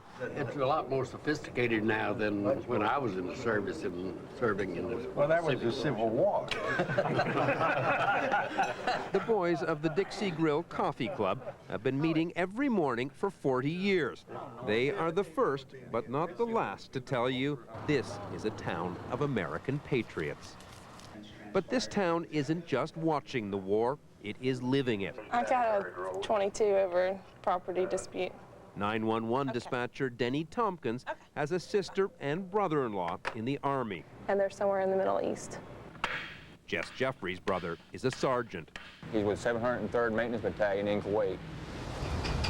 This little community has sent its citizens to war many times. At least 240 of its sons and daughters are serving in this war. More than half are National Guardsmen. It's just missing them.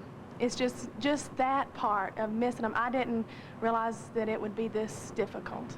I was told as an officer's wife that I can't cry in public because then the rest of these ladies will get worried, and so we do that at home and after the kids go to bed. The Swanee River has rose quite a bit, and it's been from our tears around here. It's been really sad. Amanda and Jason Crow's first child, due yesterday, is now overdue. But Jason doesn't know that. It's kind of tough and hard. Just not knowing what's going to happen to him. When he called Sunday, they said, well, we're leaving Turkey and they're sending us to the desert. Well, she hasn't got to talk to him since. The children of Live Oak are learning at an early age that a war is not just something on TV screens and in textbooks. That war, does it feel close to home? It feels real close. It feels like it's right here, you know. It's taking people out of our community, out of our family. It's good people. Now, this little town of Live Oak gets its name from these majestic southern oaks that are all through the town. And yes, they really have tied yellow ribbons around these old oak trees. Diane, Charlie? Jeffrey, thanks to you, and thanks to everybody who turned out. Wave at them for us, please. It's so moving. Okay, we'll do that. And we salute them. Yeah. Absolutely. We do. We'll take a break. We'll be right back. I got the word. The Palo Verde power plant near Phoenix, the nation's largest nuclear generator. A response, officials say, to a specific threat. It was obviously serious enough and deemed to be credible enough that we've got several the appropriate federal agencies investigating. Tonight, officials say that threat now appears less credible. In the Northeast today, police and National Guardsmen from 3 states rode commuter trains and subways into New York, concerned that mass transit could be a target. We have close to 4,000 New York State National Guard troops deployed everywhere from the subways of New York to the borders of Canada. In Los Angeles, Mayor James Hahn inspected the city's water supply, where testing and security are both up. Hundreds of tests being performed, make sure that if anything does contaminate the water supply, we know about it instantly. That was the south side of 108. Washington, D.C. put its police officers on 12-hour shifts, and signs went up from Homeland Security with a number to use for calling in tips. And nationwide, extra security was especially visible at airports. Traffic backed up for half an hour this morning at Seattle-Tacoma as the National Guard searched cars. Cities and states determined to prevent acts of terror. Pete Williams, NBC News, Washington. We want to tell you about a new still photo that we have just gotten, and this is actually causing a little bit of controversy. This is U.S. Marines. They're members of the 3rd Infantry Division, and they briefly raised the Stars and Stripes over the Newport area of Qasr after facing a tougher than expected resistance. There you see them taking down the Iraqi flag at this southern Iraq port, and then they raised the Stars and Stripes. They had met pretty significant resistance. In fact, one of the reporters who was with them said that they were pinned down for about 2 hours just inside Iraq by anti-tank missiles and small arms fires, and then after calling in some British artillery support, were able to advance again. But here's the little bit of controversy that has developed, and it happened at the House of Commons. We were watching this earlier. Jeffrey Hoon, the defense minister, was taking questions, and they wanted Hoon to raise with Americans the concern that raising an American flag would give the impression of occupying rather than liberating Kuwait, or rather Iraq, of course. And so that was one of the questions that was raised there, but the U.S. 3rd Infantry was able to take the Newport area of Qasr on Friday, despite that tougher resistance. And we can also make note of the fact that scores of Iraqis reportedly surrendered at that time. Now, yes, John? I heard you take a breath. I thought maybe you had something to add. No, we were going to move on to the next story. But today, British Prime Minister Tony Blair urged a divided European Union to play a role in Iraq's reconstruction at a summit in Brussels. NBC's Shelley Smith is in Brussels now, and she joins us live. Hi, Shelley. Hi, John.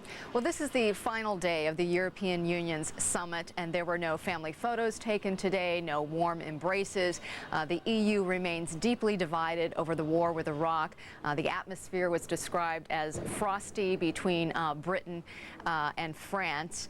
Diplomats here say that this is the biggest foreign policy split in the history of the EU. But today, Tony Blair said it was time to put aside those differences and focus on Europe's future relationship with the United States. I think it is important and right that the European Union leaders restated emphatically our commitment to strengthening the transatlantic alliance. I've long argued and will continue to do so that Europe should be the friend and partner of America, not its rival.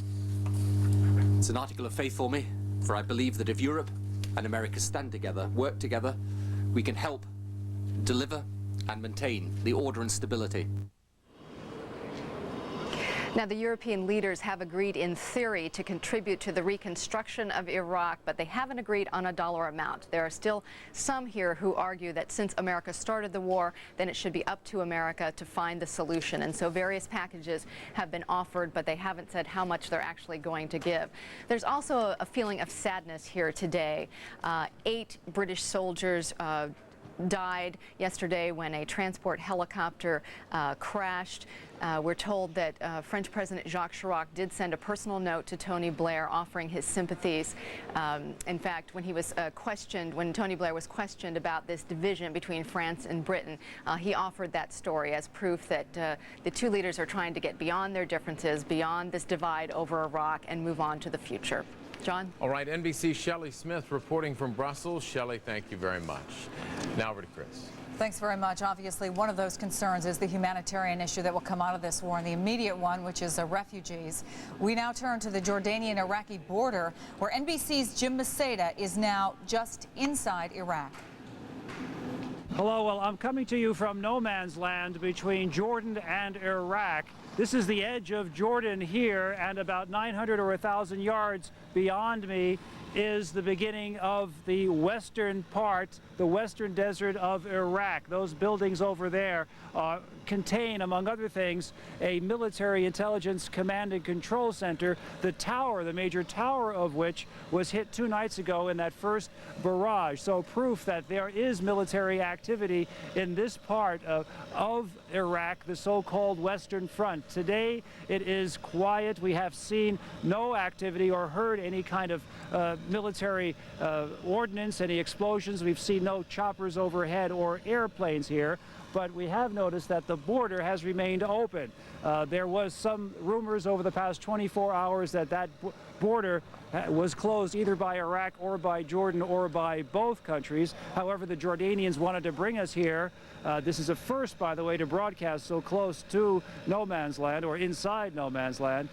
They wanted to show that that border is in fact open. The reason for that being that this Highway 10, the route that goes from Amman all the way 500 miles to Baghdad, is a lifeline for Jordan. This is where 1,500 tanker trucks go every day from Jordan with goods into Iran, coming back with oil from Iraq, I should say, coming back from oil with oil from Iraq into Jordan. Today, however, you see that the traffic is down to a trickle. This area here is almost deserted. Now, we have heard overnight that a major Iraqi military base, which is only miles south of me from here, was taken over by U.S. Special Forces. This has not yet been confirmed by the Pentagon, but if it is, it would play certainly into the role that American forces would be, using in this part of the Western Desert. The idea being that American forces would come up from the south, sweep east to Baghdad, sweep west to this area, and use that base, H3, as a major military base of operations. Now, the Jordanian government is denying that there's any connection at all between chopper activity that we have seen over the past 24 hours and the taking of that base. The Jordanian government maintaining its official position that U.S. Special Forces are here only for 2 reasons: for humanitarian reasons, search and rescue operations, and also to man those Patriot anti-missile batteries. I'm Jim Maceda reporting from no man's land between Jordan and Iraq. Now back to you. Yes, in fact, where Jim is reporting from, if there was a wider shot, you could actually see an arch, which in better times would be where the border crossing would be. We're going to continue to check in with him and also other correspondents who are on scene in that area as they are preparing for the possibility of a large influx of refugees. John? Chris, let me read this latest story from Associated Press, and this is what it says. As American and British forces make advances on the ground in western and southern Iraq, a round of major airstrikes may be in the works, and we've heard something about this earlier today. B-52 bombers have left England, and one U.S. official say they will be taking part in airstrikes that will be bigger than we have seen anywhere so far. Another senior official says that the military is planning a major air escalation that will go into the weekend. Now, in the early hours of the war, the U.S. launched 2 rounds of cruise missile attacks. One of them was that target of opportunity that had to do with Saddam Hussein's bunker. We still don't know whether or not Saddam Hussein lived through that, but U.S. officials believe that he was there. But according to Associated Press, B-52s have left England, and we believe that there is another round of attacks headed for Baghdad tonight. We'll follow that one. Now, to learn the latest developments on the showdown with Saddam Hussein anytime, you can get it online. Go to Iraq.com to find the latest news and interactive features on everything from Saddam's inner circle to the weapons of the battlefield.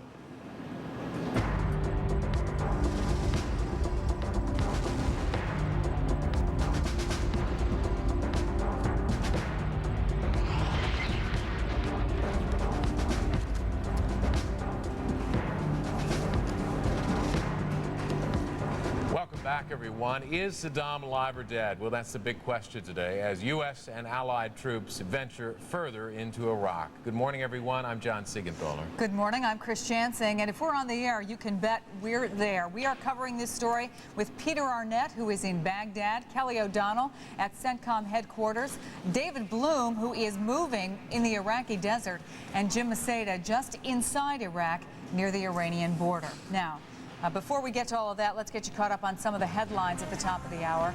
An Australian commander at CENTCOM, the Central Command where you just saw Kelly in Qatar, says special operations troops from his country are deep in Iraq. He says these special ops forces have battled Iraqi soldiers and injured some of them.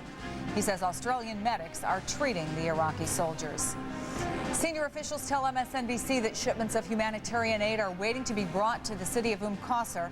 The U.S. now controls that city. The Associated Press says Marines there are still moving against pockets of resistance. They have a tough time moving in on that. And Turkey still is not opening up its airspace to U.S. planes attacking Iraq. Turkey insisting on sending its own troops into northern Iraq, and that is what has been holding up an agreement. Now, let's go to U.S. Central Command headquarters in Qatar. NBC's Rob Morrison is live in Doha for us at this hour. Do we have Rob?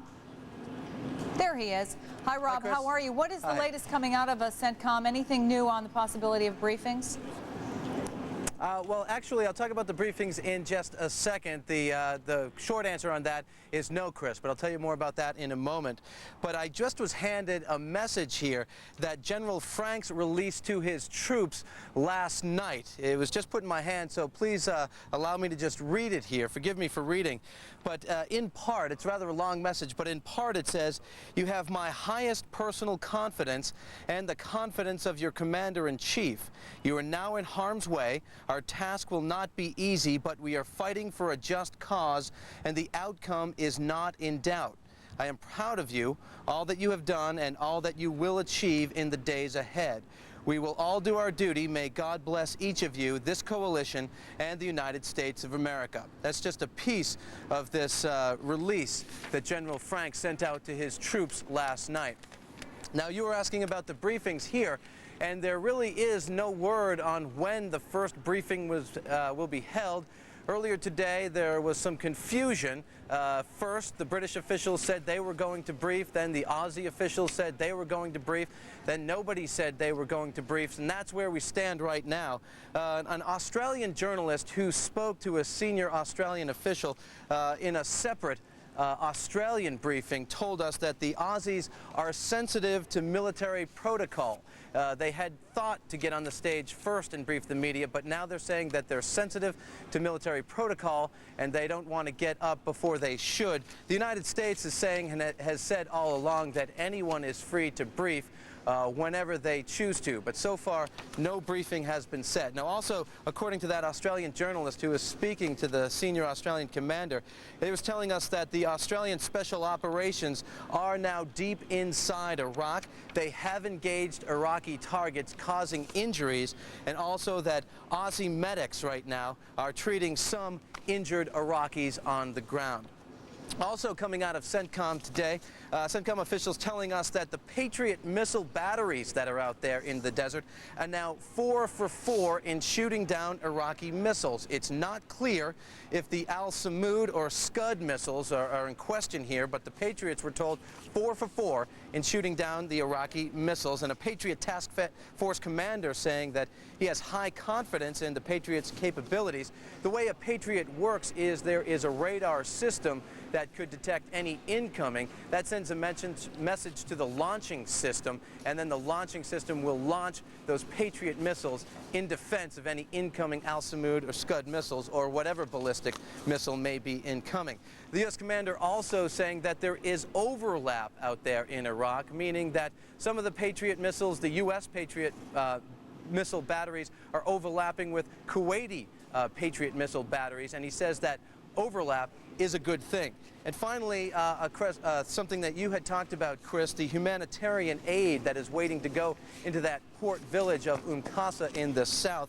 The CENTCOM commanders say that is very important to get that humanitarian aid in there because the psychological operations that were going on, the radio broadcasts and the leaflets, promised humanitarian assistance, and at this point it's a question of credibility with the Iraqi people. The CENTCOM and U.S. forces want to make sure that they make good on their promises and they get that humanitarian aid in there. That's the latest coming out of Central Command. Back to you. Rob Morrison, thank you very much. And again, we got a message from Tommy Franks that he's sending to the troops, but nothing from him personally yet. We don't know when we're going to be hearing from U.S. officials at CENTCOM. John? Well, Chris, it's time now to turn to the 3rd Infantry Division. That's where NBC's David Bloom has been traveling through the Iraqi desert this morning. And we now have Kevin Perillo, who is with Newsweek magazine, and he's also with the 3rd Infantry. And Kevin, what have you been seeing this morning or today? Well, right now I'm in the desert in southern Iraq. We've signed these ground rules when we're traveling with the troops that doesn't let us say exactly where we are in Iraq, but we've been in Iraq for about a day now, for just about 24 hours, and we've mostly been traveling through the desert area that looks much like northern Kuwait looks. We've seen very few civilians, seen almost no Iraqi troops whatsoever. The unit that I'm with, the 3rd Infantry Division, conducted a couple of operations late last night and this morning. They destroyed a couple of buildings near the Iraq-Kuwait border. But at this point, at least with the troops that I'm with, they haven't even been fired on by Iraqi troops. Of course, I have a very kind of slim view of the war, being with this one particular unit. But at least from where I am, they're meeting very little resistance so far. What's the mood of the troops there? It's pretty good. You know, we were out here about a week before they ended up going north, and there's very little to do out here. They're living in pretty harsh conditions. And so it was quite boring for a long time for the troops who were here. They did everything they could to amuse themselves, and it seemed like you could tell last night when they were finally given the orders that it was time to go. A sense of purpose among the guys, a sense of excitement, a sense of adrenaline, I would even say, of people laughing and joking, and you know, we right before we left, it was just about dusk when we saw the first MLRS artillery rockets lighting up the sky over the border between Kuwait and Iraq, and the beginnings of the first volleys of artillery fire. So right now, the mood is pretty good. Kevin, I butchered your name when I introduced you. It's Kevin Perillo. When do you get to sleep, Kevin? Whenever we can. I mean, so far I think we had probably 2 hours of sleep last night, and that's pretty much the way it is during a military campaign. I mean, they sleep whenever they get a free minute. Last night I'm traveling in a Bradley fighting vehicle, which is one of the main vehicles that the 3rd Infantry Division travels in, and so they sort of, when they get a place where they stop, they drop the back hatch of the Bradley, and people just last night sort of fell asleep for whatever whatever time they could, right on the cold steel of the back of this machine. And so, you know, people, we've been still for much of the day today, and so people took little naps throughout the day. But you never really know when you're going to get the call over the radio that says it's time to move again. Yeah, no kidding. And time is of the essence, apparently. So, Kevin Perino, we appreciate your time. Thanks for taking the time to talk with us. We hope to talk with you again soon. We turn now to Jordan, and at this hour, NBC's Mike Taibbi is standing by near the Jordanian-Iraqi border with more on what could be an impending refugee crisis. Mike? Hi, John. How are you? It could be, and pending, those are the key words in that, because the two things that Jordan was most worried about, of course, were potential Iraqi Scud launches from the western desert over to Israel. That hasn't happened, obviously. And they were worried about a flood of refugees, what you're talking about, and that hasn't happened either. There have been refugees, no Iraqis. There are two camps here. We went to the Iraqi refugee camp, and we're told, or we hear, the people at the camp believe that the Iraqi refugees are being held on the other side of the border. The other camp, Camp B, it's called, for third country nationals, that is non-Iraqis living in Iraq, who decided because of the war to leave the country. There were hundreds of people, and they've had some difficulties, although it's pretty much under control. We spent about 7 or 8 hours there, starting at daybreak this morning. There have been some health problems. An old man had a heart attack, and 3 young children were sent to the hospital with respiratory distress. When they continue on, as they will from that camp, they'll do so under medical escort. Now, there are only, as I say, 400 or 500 people who've been processed there. It's a transition camp, but they expect that they could have 5,000, 10,000, 20,000, whatever the number might be, and that number could ultimately overwhelm the ability of the humanitarian aid community to deal with a crisis of that size. Everything has been slow in coming together. Donor money, information. They're just not getting enough information on what they might expect. But for the present, they're able to handle things. Now, we use words like refugees, displaced persons, third country nationals. They're all part of a lexicon that has to do with dealing with the movement of people who, because of a war or a natural disaster, in this case a war, are forced to leave the place they come home. But they're all individuals, and we know that. We spent some time with one family, a man who has a restaurant that he says has been pretty popular in Baghdad for 12 years. He's a Sudanese. And I asked him how he made the decision. I mean, how do you actually go home to your family and say, we got to go, we got to pack, we got to go? And he said he held off that decision. It was too difficult to even contemplate until President Bush gave his ultimatum to Saddam Hussein. Because he said, when he gave Saddam the ultimatum, he was, in a sense, giving me the ultimatum as well. We had no choice. The bombing was going to start. And so we left. So we're leaving everything behind. He's got, I counted 11 suitcases filled with clothing for himself, his wife, and his 10-year-old daughter, leaving behind an apartment, a car, a bank account, as he puts it, a restaurant that he says has been thriving, a life, he says, which at age 52 is hard to rebuild. When you're a young man, he said, you can do it. When you're 50, it's hard to think about rebuilding all of that again. So as we say, there are refugees there, there are some problems, but it's not yet the crisis they anticipate, may still be in the future. John? We hope it doesn't happen. NBC's Mike Taibbi, who is on the Jordanian-Iraqi border. Mike, thanks very much. We'll talk to you later. Now here's Chris. Well, let's go to Kuwait now, and actually to Kuwait City, where NBC's Don Teague is standing by. And yet again today, as we saw yesterday, at least earlier, Don, we heard some of those air raid sirens. What's the situation where you are now? Well, it's a little bit after 6 o'clock in the evening here. The last of the air raid sirens was just after 1 o'clock today, and it was followed by word from military officials that they had intercepted, actually a Kuwaiti Patriot missile intercepted an inbound missile from Iraq. They say that is the 4th missile that has been shot down by a Patriot missile, whether it's a Kuwaiti Patriot or the U.S. Patriots. That's the good news. The bad news, they're now saying there were a total of 6 missiles that have been shot here, and apparently 2 of them missed. One of them landing harmlessly in the ocean, the other one landing in the desert.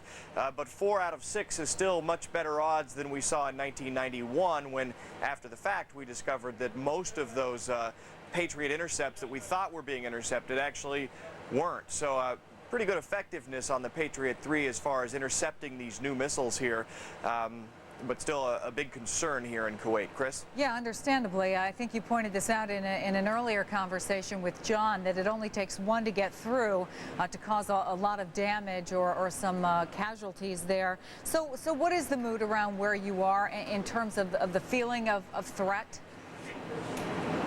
I could say it's still pretty quiet out on the streets. You just don't find a lot of people out moving about. It's a natural feeling, too, I would say, for the complacency to build up. We see a little more people out on the streets now than we did earlier today and yesterday, and I've noticed that my colleagues in the media. We also want to let you know what's going on in the White House. We've been getting official briefings from Ari Fleischer, but of course he meets informally with reporters pretty much every morning, and he has done that again this morning, and James Rosen can tell us what he had to say. Hi, James.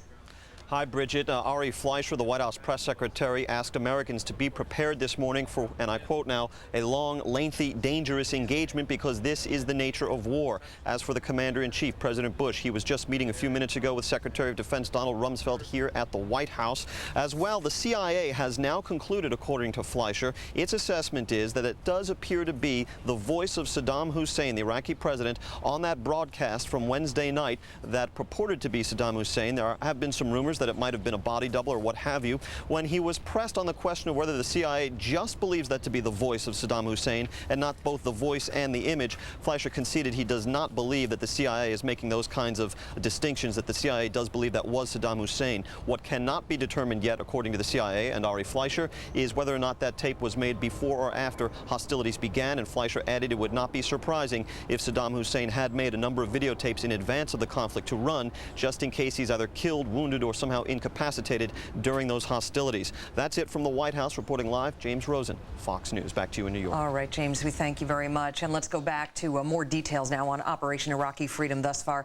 We're joined this morning by retired U.S. Army Major General Robert Scales, also a Fox News military analyst. General, thanks a little bit. Let's talk for a little bit about Kaiser, getting different pronunciations on it, but the important fact remains it is a port city in the south, not too far from Basra. Tell us a little bit about the importance of the Allied forces taking Kaiser. First of all, a little piece of history, Bridget. Recall that this region, the so-called Shat al-Arab, was fought over between Iran and Iraq for almost 9 years. Essentially, that whole region was shut down as two armies moved back and forth across that area, one army trying to seize it. And what you see now is this town, Qasr, or however you pronounce it, is sort of the key point, along with Al-Fal, for controlling that whole Shat al-Arab area. That does several things. Number one is it gives us the spigot to the oil wells.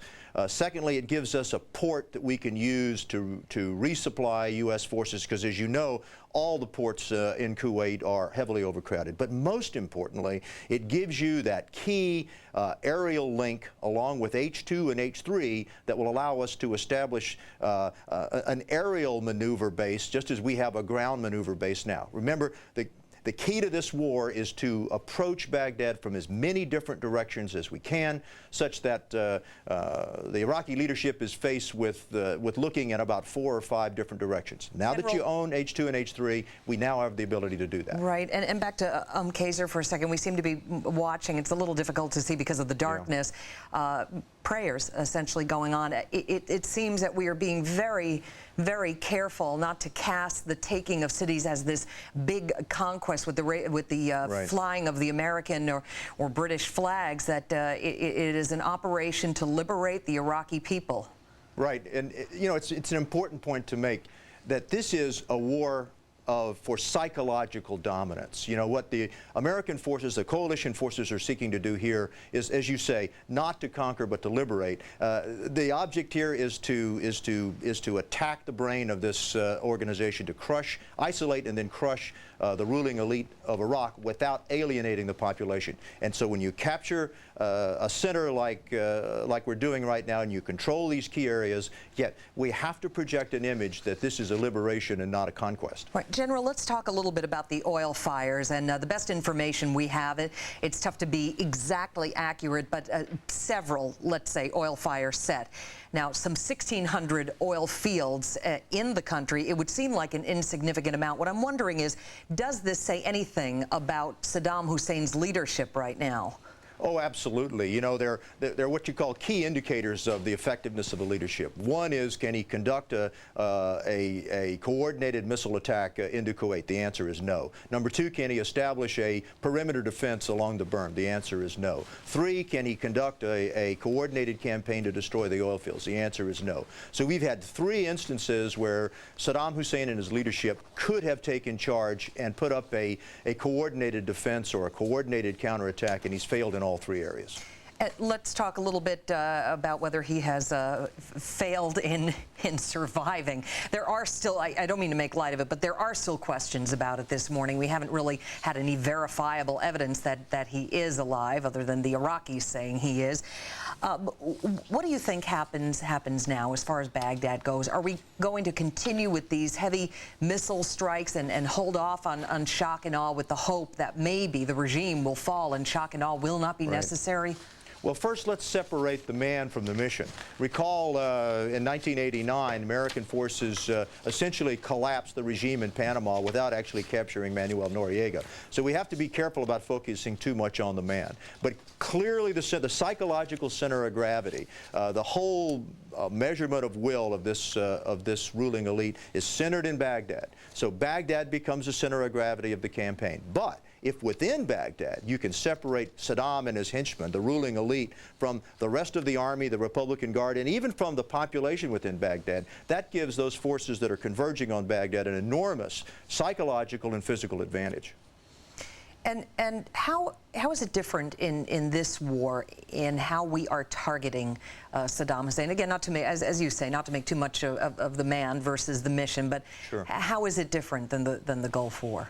Well, recall in the Gulf War, we had an entirely different objective. Remember, the center of gravity, the focus was to liberate Kuwait, and so the left hook that went into Iraq fell short of even getting anywhere near Baghdad because the leadership wasn't a target. This is different.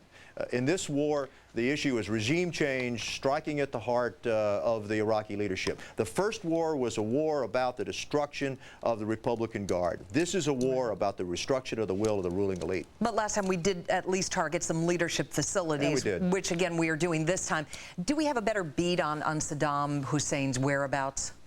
You know, it's really hard to say, and I'd really not care to comment specifically on those types of operations. Sure. But one thing is for darn sure. You can be sure that the number of defectors and those who are sitting on the fence in Baghdad is many, many times greater than it was in 1991. Secondly, the intelligence, particularly the work of Special Operating Forces and the CIA, has so far been absolutely over the top. Far, far better than anything we saw in 1991. No real comparison. Right. In general, I know nobody wants to give too much away, and I certainly wouldn't want to lead anybody into that. But we did have a spokesman for the British forces saying that if I was a betting man, I would say 3 or 4 days before we get to Baghdad. But of course, then he was quick to point out that he is not a betting man. But how long could it take? Well, it really depends on what happens next. I mean, there's sort of one last ring left outside of Baghdad, and that's the Republican Guard. Now, these are not the elite Republican Guard. These are sort of your vanilla Republican Guard. Remember, Republican Guard comes in 3 flavors. The outer ring are the forces that are least capable and least reliable. If they put up a resistance and halt the forces on the outside of Baghdad, could be a longer campaign. But if they continue to surrender, as the news media seems to suggest, then I think U.S. forces could be in Baghdad, you know, according to schedule, or perhaps even quicker. Who knows? Especially concerning these vanilla types, as you call them, General. What might be more effective in getting them to surrender, getting any of the Iraqi forces to surrender? Would it be our psych ops efforts, or just us, the allies, having battle victories? You know, it's interesting. This is the first war that as a historian, I've ever seen that is truly an information or a war, a psychological warfare. This is a war that's aimed at the minds of the soldiers rather than their tanks. And so far, U.S. forces have done brilliantly in getting into the heads of the commanders, convincing them that further resistance is futile. But the thing that really helps this whole operation is success. As long as the operation continues to roll, the minds of the military commanders are focused on their inevitable defeat. You have to create in the minds of the enemy this image of this unstoppable force approaching them from every direction. That's the best psychological instrument that we can use. That convince these guys that defeat is inevitable. It's not a matter of whether or not it's going to happen, but when it's going to happen.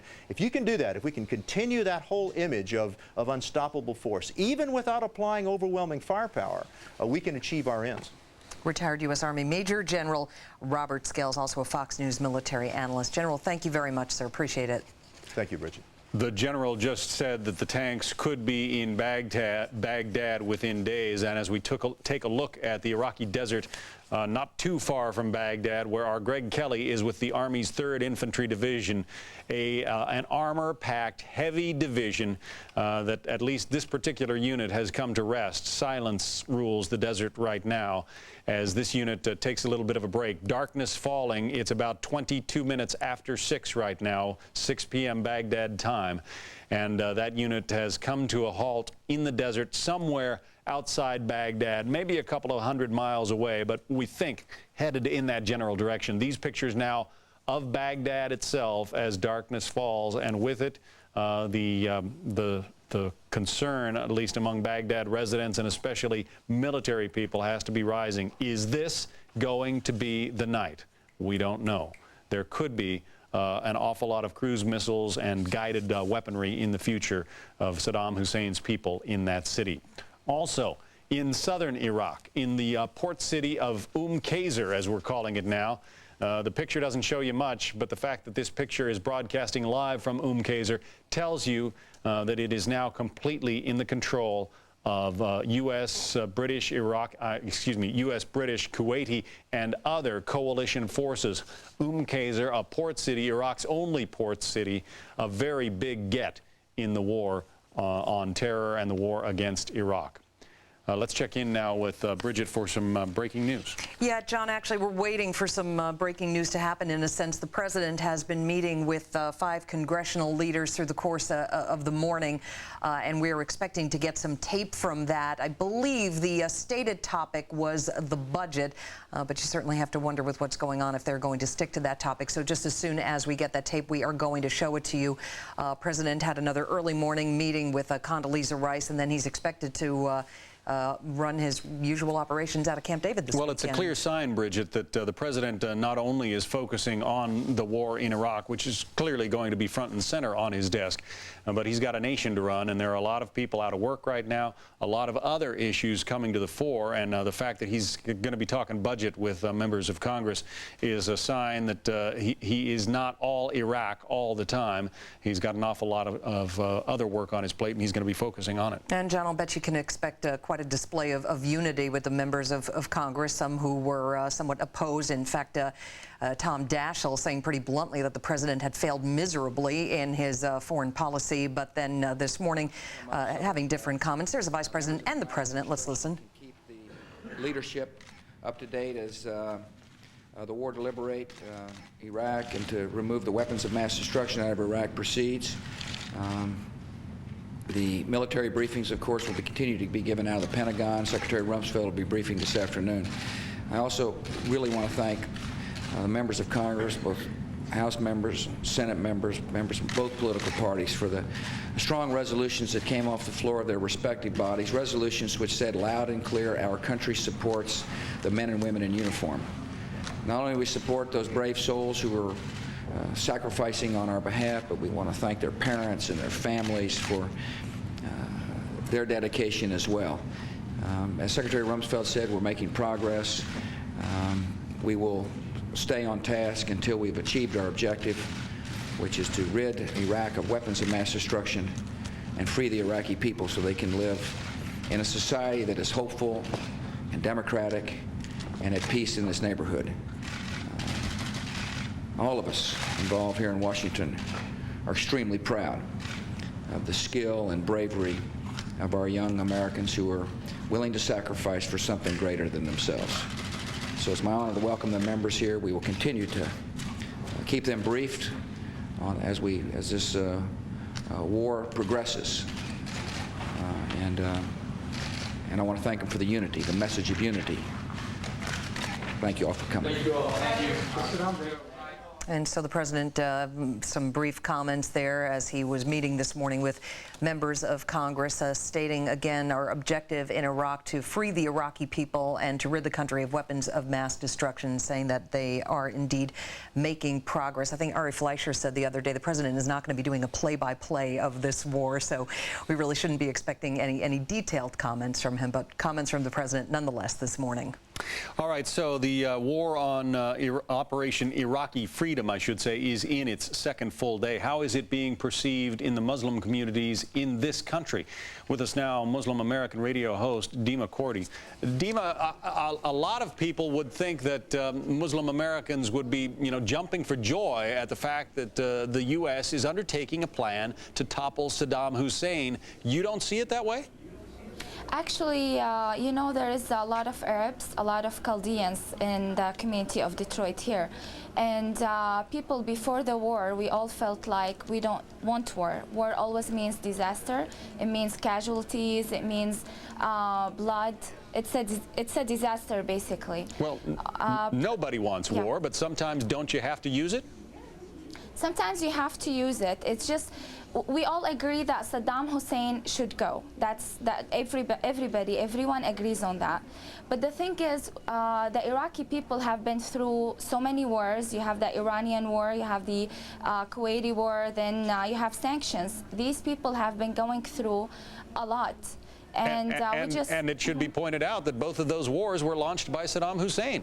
That's right, and that's why Saddam Hussein should go. It's about time he goes.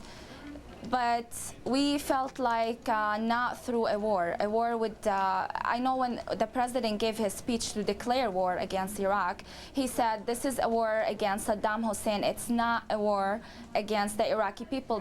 But the fact still remains, there are people who are injured right now in Iraq. People will be more people will be injured. We will have casualties. We will have dead civilians. Also, we have to talk about the American army, our troops, our American troops. We're going to have... Well, they tried the sanctions for 12 years. There were thoughts that after the Gulf War, Saddam was so weakened he would fall from within. How do you topple this guy if you don't use military force? We believe in our intelligence, our American intelligence. We just thought that maybe there could be a very tight, well-put plan, because we have to put in mind even people around Saddam Hussein who are in the military or the government, the Iraqi government, they don't really like this guy, and they want him to go, basically. So that would have been much better. I know the president and the American government give Saddam Hussein a chance to leave in peace, but of course and he didn't take it. Well, yeah, no, Dima, he's very stubborn.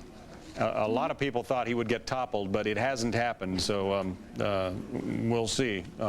Thanks very much, Dima Kordi, for joining us. Thank you. Bottom of the hour, and the latest now on Operation Iraqi Freedom. American and British forces might have run into some resistance to their advance across the southern Iraq desert. Iraqi forces said to be putting up a fight at a main crossing point over the Euphrates River, about 235 miles southeast of Baghdad. And night is falling on Baghdad. A lot of people are wondering what might happen tonight. We heard some reports from our correspondents in the field that today has been an eerily quiet day in that capital city.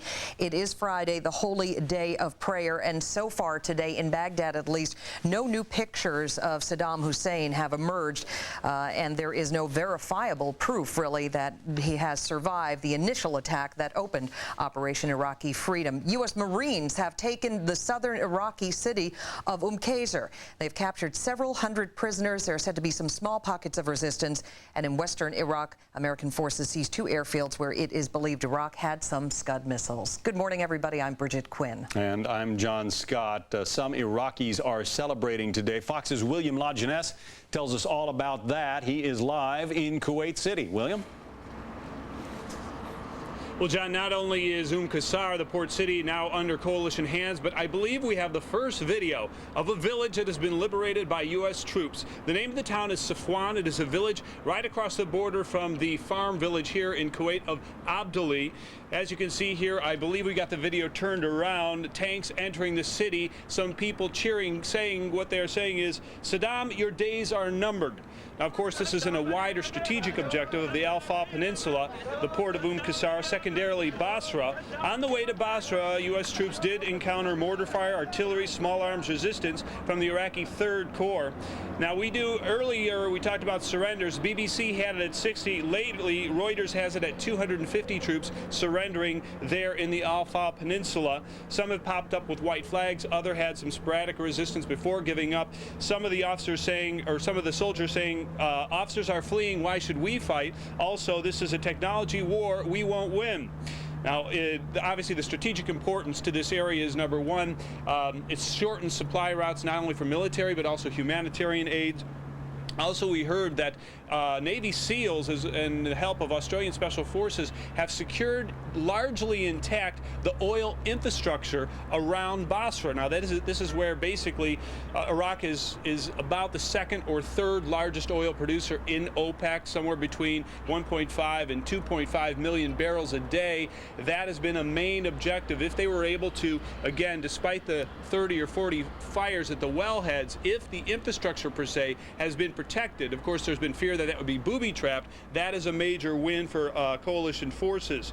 That oil field there, Rumelia, produces about 60% of all of Iraq's oil. The fear, of course, is you'd have that torched earth policy that we had in Kuwait the first time around. 720 wells went on fire. Of course, the pollution of that went all the way to India, respiratory problems, the shrimp beds inside the Gulf, all kinds of problems related to that. Now, let's get on to the Scud missiles. We did have another warning here inside of Kuwait today.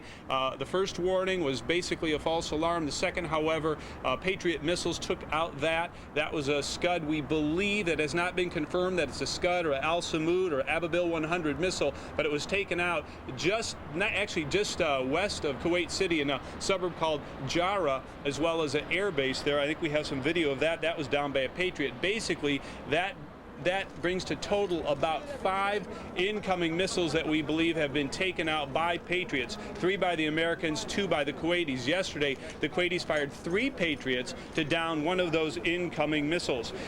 Stopping those incoming missiles has been a major priority for the coalition. Of course, in the first Gulf War, 20% of all air sorties were attempting to get the Scud launchers. Now, as far as those Scuds are concerned, Iraq told the UN that they didn't have any more. However, estimates were they still had, at the end of the first Gulf War, 850 missiles, 80 Scud engines, 11 launchers, 120 warheads, and some inspectors said that 25 of those warheads may be loaded with anthrax or botulinum.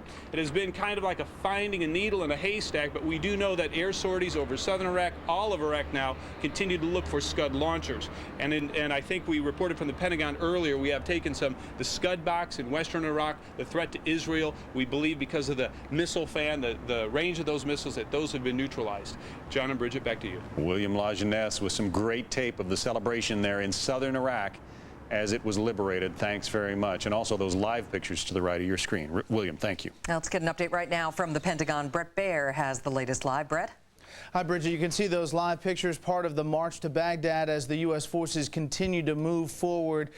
U.S. boots on the ground all throughout Iraq now in the north, the west, and the south. We can tell you that those 2 key airfields in the west, H2 and H3 they're called, have been secured.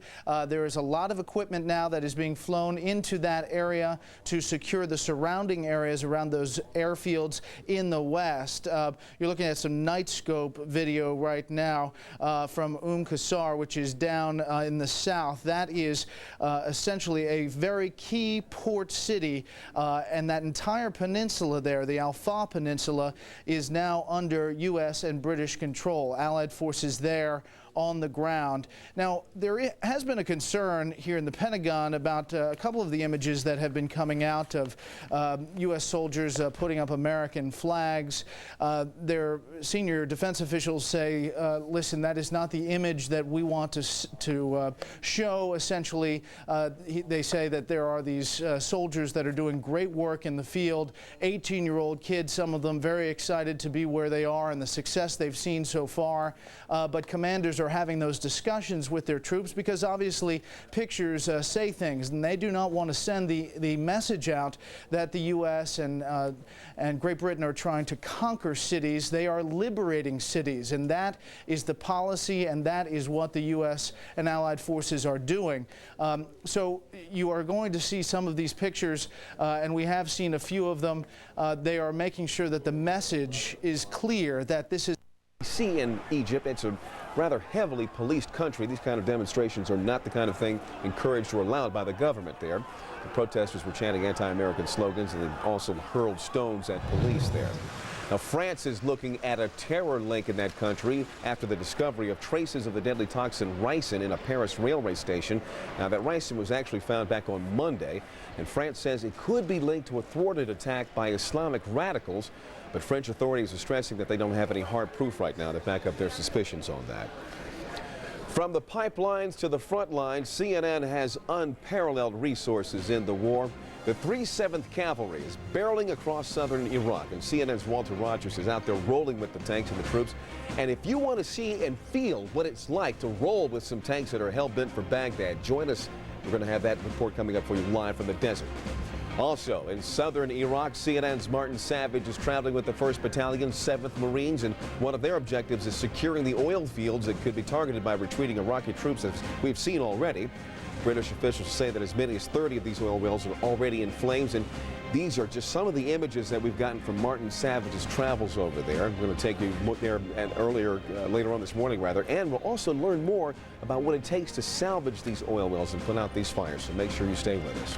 Let's go up to Paula Zahn, standing by in New York right now. Paula? Thanks so much, Leon. For more perspective now on the strike against Iraq, we turn to Lawrence Eagleburger. He served as Secretary of State during the first Bush administration.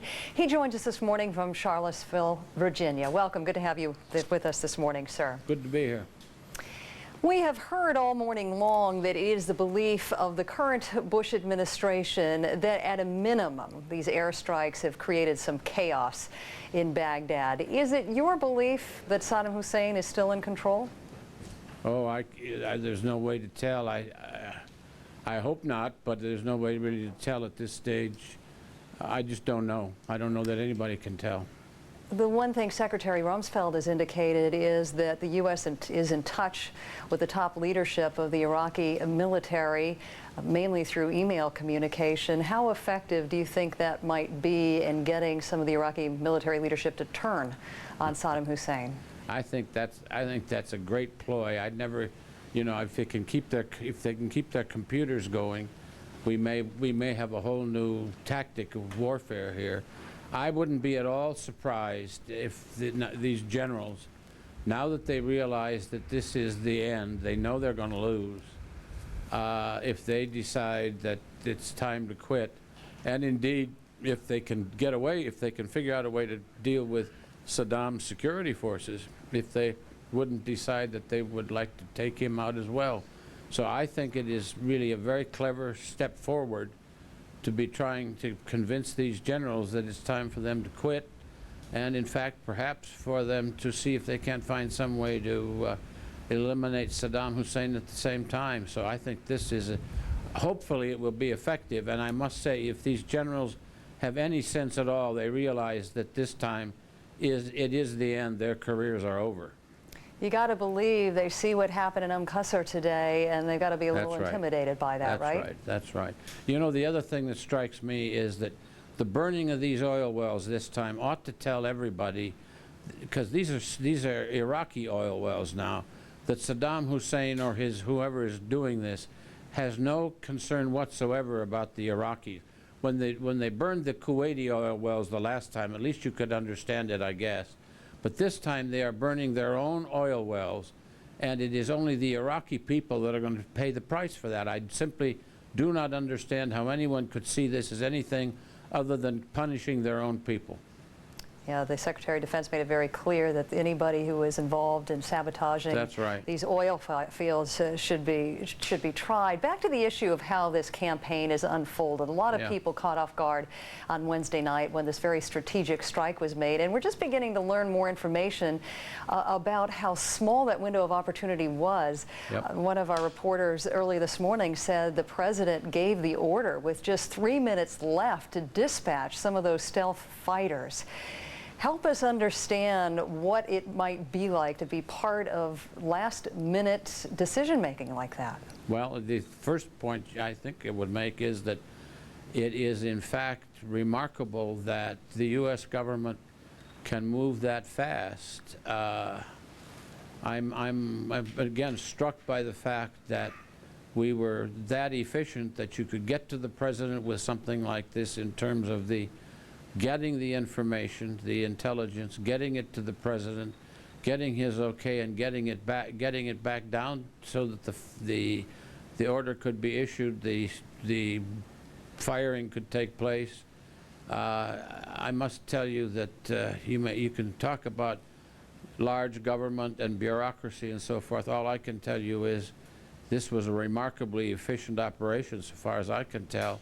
And everybody must have been running around like crazy to get this thing done in time, and I'm impressed by it. Sir, we got just 10 seconds left. Based on the fact that the shock and awe part of his campaign has been postponed, I'm wondering if you think it will ever be launched. I doubt it. I think we moved so quickly and so well, I'm not at all sure it's necessary. Well, we will be watching along with you to see what part of the campaign goes from here, where the campaign goes from here. Secretary of State Lawrence Eagleburger, it's always good to see you. Thank you very much for your perspective this morning. Back to Bill Hemmer now, who's standing by in Kuwait, a country clearly on the edge and in the line of fire. Bill? Hey, Paula, a statement from the U.S. Embassy coming out a short time ago just into us here at CNN, talking about the missiles that have come into Kuwaiti airspace, saying that all have fallen north of Kuwait City, which contradicts a little bit of the information we were given earlier today. We had been told that at least 3 of these missiles had targeted a large oil field well south of Kuwait City, but the embassy is saying everything's gone north of the city. No chemical, no biological agents attached to any of these been detected, and unaware right now of any casualties or property damage. Yet to hear of any injuries or any fatalities as a result. Might be difficult for people to understand this one, though, but the airport here in Kuwait is still open. Kuwait Airways says it's still maintaining its regular flight schedule. However, the European carriers that fly into here, mainly Lufthansa, out of Frankfurt and British Airways out of London, they've suspended all their service to Kuwait. One other note, the U.S. Embassy says it does not plan right now to evacuate any of its staff or any other American citizens living and working here in Kuwait. That should be a note of reassurance for those who make a home here in Kuwait City and the surrounding area here. Meanwhile, we want to talk about our embedded reporters, and they have given us fascinating insight. Watching these reports from Walter Roger, the 7th Cavalry, going up through central Iraq, fascinating stuff. Ryan Chilcote, meanwhile, northern edge of Kuwait, stationed with the 101st Airborne Division. Quickly before nightfall tonight, Ryan filed this report from his location there. Elements of the 101st Airborne Division have moved out of a camp in Kuwait into an assembly area here in the Kuwaiti desert. I'd like to show you a bit of the assembly area now. We're going to go into what's called a hasty. In other words, a foxhole that the soldiers have hastily dug. It's a defensive position, gives them cover should there be some kind of incoming missile. There have been a lot of Scud alarms already, 3 yesterday, 1 today, already 3 confirmed missile attacks. This is to protect the soldiers should there be one on their position, protect them from any kind of shrapnel. The soldiers also in their chemical suits now. This is what's called MOP 1. It's the first of 4 stages of readiness for a chemical attack, for a chemical threat. It's the jacket that they're wearing and the pants. Obviously, it's pretty hot here now. We're in midday, and the soldiers are sitting in the shade waiting for action because it is pretty hot out in the open air. Ryan Chilcote, CNN, with the 101st Airborne in the Kuwaiti desert. Ryan, thanks, and we'll check in as the events warn with Ryan. Meanwhile, Central Command has moved its command post from Tampa, Florida, to the country of Qatar. Jane Perlez is a writer for the New York Times and now joins us by way of Doha in Qatar. And Jane, I want to point out to our viewers that part of the multimedia display that we were expecting from the U.S. military was this giant, elaborate $250,000 Hollywood set where these briefings were expected to take place every day. In addition to that, it cost $47,000 just to ship the thing from the U.S. by way of FedEx. To this point, granted it's early, but it's Friday already, and we have yet to see a single briefing from there. Is there any indication from you as to why we have not seen Tommy Franks and others come to the podium there? Well, I think there are several reasons. This is a general who is quite different stylistically to General Schwarzkopf in 1991, when everyone will remember that one of the enduring images of the 1991 Gulf War was Schwarzkopf with his flip charts and his videos. Here we have this expensive set, but the expensive set is really irrelevant because the pictures out in the field are speaking for themselves. And the pictures of Walter Rogers racing to Baghdad with the 7th Cav will be one of the enduring images of this war. You seem to indicate, though, that the star, though, will be the pictures in the scene, and I think, based on what we're seeing thus far today, I absolutely agree with you. On the information side, though, are you getting it down there? I wouldn't say so. I think there is an information policy that's been devised, that the information that comes out of Washington, out of the Pentagon or the White House. So for information that needs to be filled in on the details of what the embedded reporters are reporting, that's coming out of the Pentagon, not here. Yeah, and also about the style on Tommy Franks, you touched on it. At what point do you believe Tommy Franks becomes media friendly, or is this a general who simply will not go there? I suspect he probably won't go there until it really suits him, which may be when he ends up in Baghdad. I mean, the pictures, as I said earlier, are so much more compelling than Tommy Franks. And furthermore, Tommy Franks does not really feel that comfortable with the media. He is, in a way, the un-Schwarzkopf. Schwarzkopf befriended the media, played them to the hilt, and Tommy Franks tries to paint a different picture of the general busy running a very fast-moving war. So I'd be surprised somewhat if we even see him here. Yeah, Jane, some people have referred to him as the anti-Schwarzkopf, but nonetheless a very busy man right now. Command and control there in Doha, Qatar. Jane Perlez, New York Times, thanks for your time today with us. Nightfall here in Kuwait, and one can only imagine Tommy Franks with all of his men and women spread out through this entire theater right now. 120,000 strong in Kuwait alone, about 250,000 throughout the region. A very busy man hunkered down there in Qatar. More when we get it live in Kuwait City. Here's Leon now at the CNN Center. Leon? All right, thanks, Bill. Well, as battle cries ring out in Iraq, pleas for peace are also being heard around the world. Protesters are gathering here in the U.S. and at various points around the globe, calling for an end to the U.S.-led war in Iraq. In San Francisco, 1,400 people were arrested during protests that lasted some 18 hours there. Demonstrators are expected to be taking the streets again today. Around the country, there have been rallies of support of U.S. troops, and some of them in support of the war as well. This one you see here in Savannah, Georgia, an area with a very heavy military presence. Now, the latest CNN USA Today Gallup poll shows most Americans now firmly behind this war. More than 3 out of 4 polled say that they approved of the U.S. decision to go to war with Iraq. 7 out of 10 respondents said that the U.S. should not have waited any longer to launch that assault. About a third of those who were questioned say they feel some danger from terrorism now that war has broken out. Now, compare that with the pre-9/11 feeling from January of 1991, the beginning of the first Gulf War. Back then, 27% said they felt in danger from terrorism. Folks who are quite familiar with terrorism are those people who live in Israel. Our Mike Hanna is standing by right now in Gaza with the word of what's happening there. Hello, Mike. Well, hello, Leon. I'm in Tel Aviv. Here, the situation's still calm. Israelis still taking all precautions, but Israeli authorities continuing to say that there's little likelihood of attack from Iraq. And also news from western Iraq of the capture of 2 major airfields there. once again giving an added sense of safety to Israelis. These airfields, or this vicinity of these airfields, were used as a base for Scud attacks in Israel, against Israel, during the last Gulf War. So Israeli authorities say they're still waiting for at least 48 hours. They will reassess the situation then. At this stage, they're asking the public to take precautions. They are continuing to fly 24-hour patrols, but they still say the likelihood of any attack here very minimal indeed. Israel, of course, completely supportive of that US-led operation in Iraq. Not so the Palestinians. The divide very clear between Israelis and Palestinians on external affairs as well. Demonstrations by Palestinians in Gaza City in the course of the day. They're opposing the US-led action in Iraq, supporting Saddam Hussein.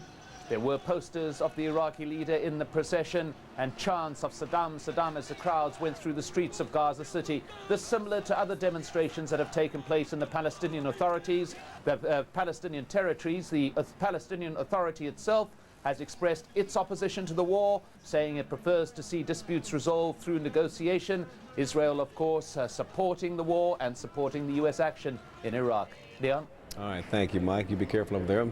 Mike Hanna reporting live for us from Gaza. Now, reporting for us from the Iraq War Theater have been a number of reporters. If you've been watching, you know that we've got a lot of reporters who have been embedded with these various units, and we've been seeing some incredible behind-the-scenes and really in-action video and reports today. And here to bring all of that together for us to explain exactly how all these things fit together and where they're all heading is Renee San Miguel, who's joined by Major General Don Shepard. Hello, Renee. Hello, Leon. Yes, there's been so much going on. Yesterday, obviously, the focus was on the airstrikes. Today, the ground war is in full effect of Operation Iraqi Freedom, and there's been so much going on throughout the country of Iraq. We really wanted to give you literally the big picture and tie it all together for the viewer, and so General Shepard joins us now for that. We just heard from Mike Hanna in Israel. Western Iraq, a big concern for Israel. Some airfields there now apparently in U.S. hands. You bet, Renee. H-2 and H-3 airfields from which the Scuds were launched into Israel during the Gulf War. Reportedly, these have been seized today by combinations of United States Special Forces, Special Operations Forces, and Rangers.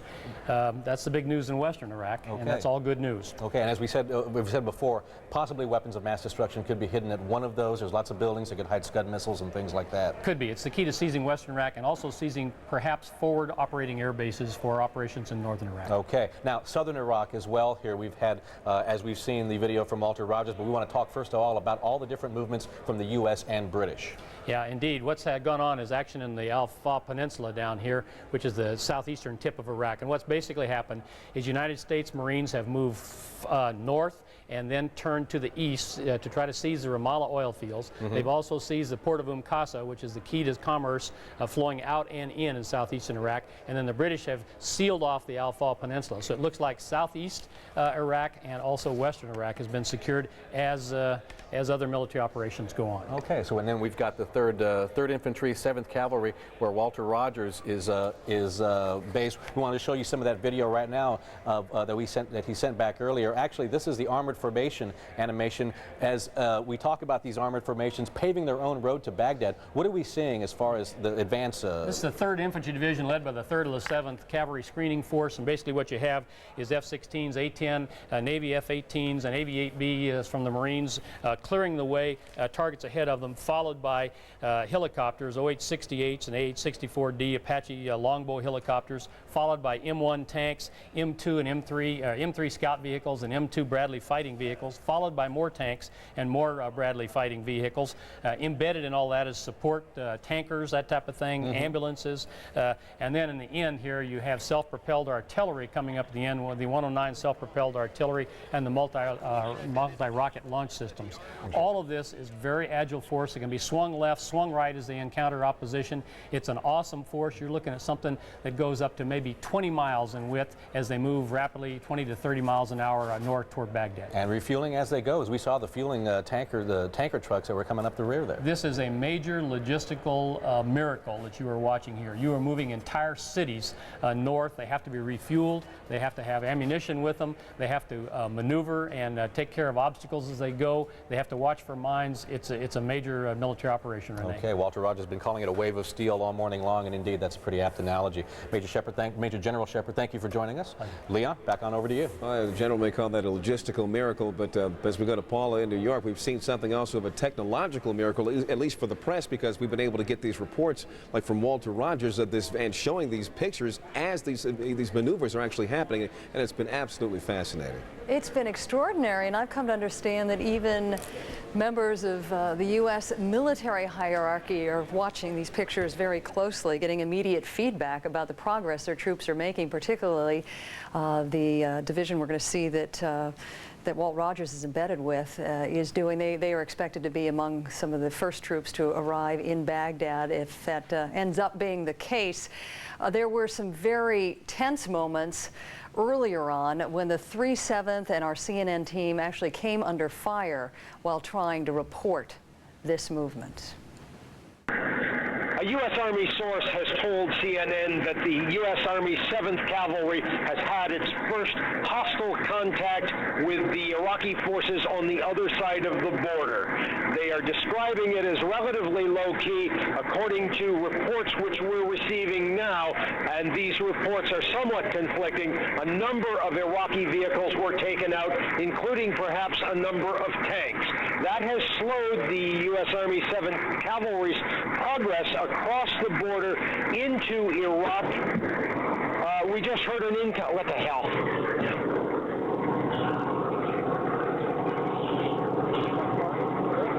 No, I don't know what it is. Can you hear me? Atlanta, we just heard something shooting.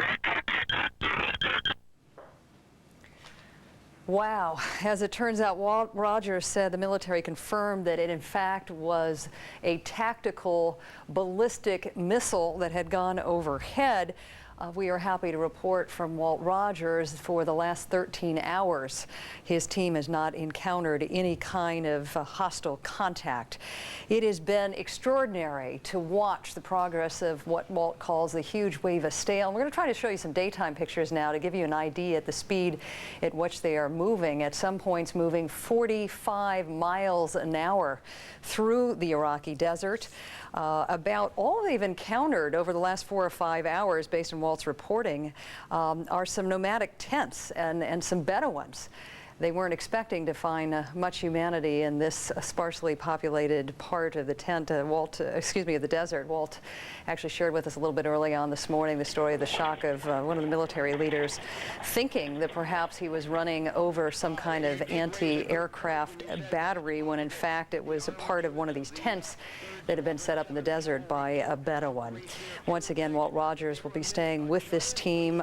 They say their mission is to provide some force for a regime change in Iraq.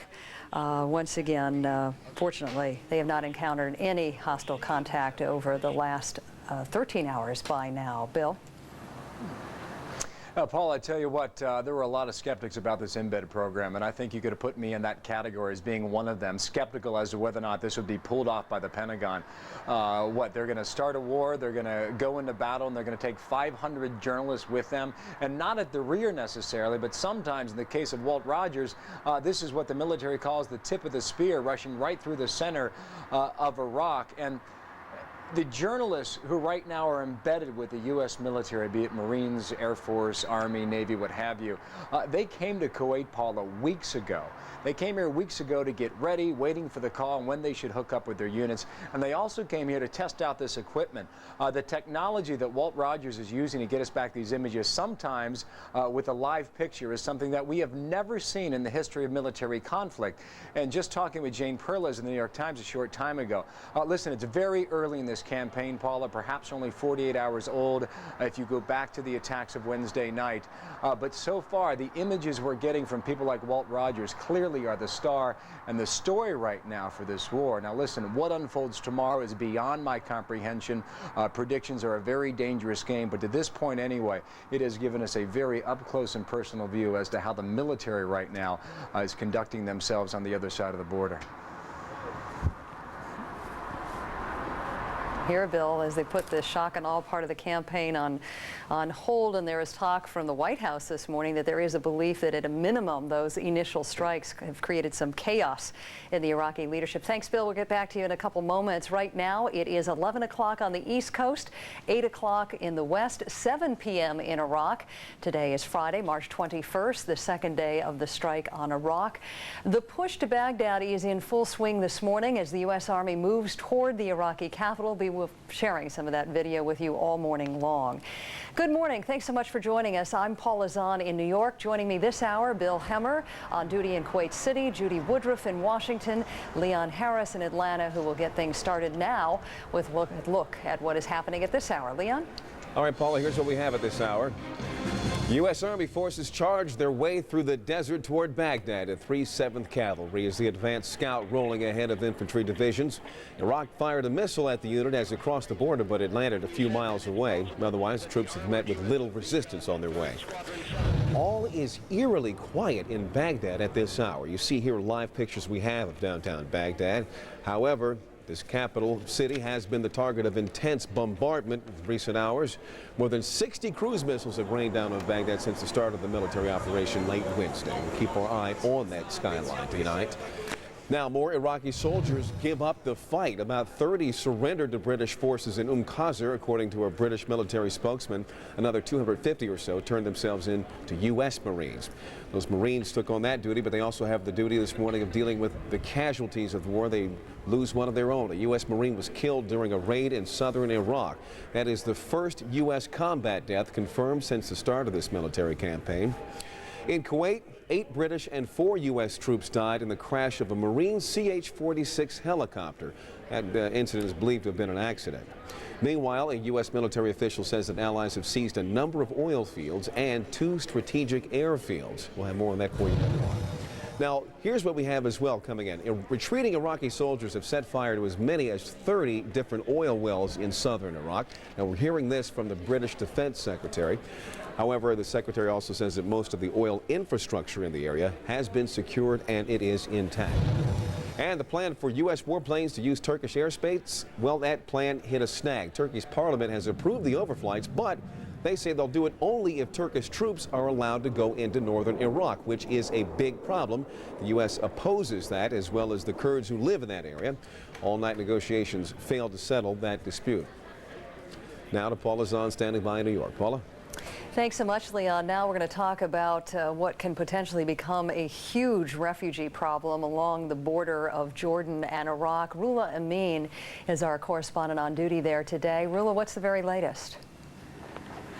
Well, Paula, I'm standing here right across the border from Iraq.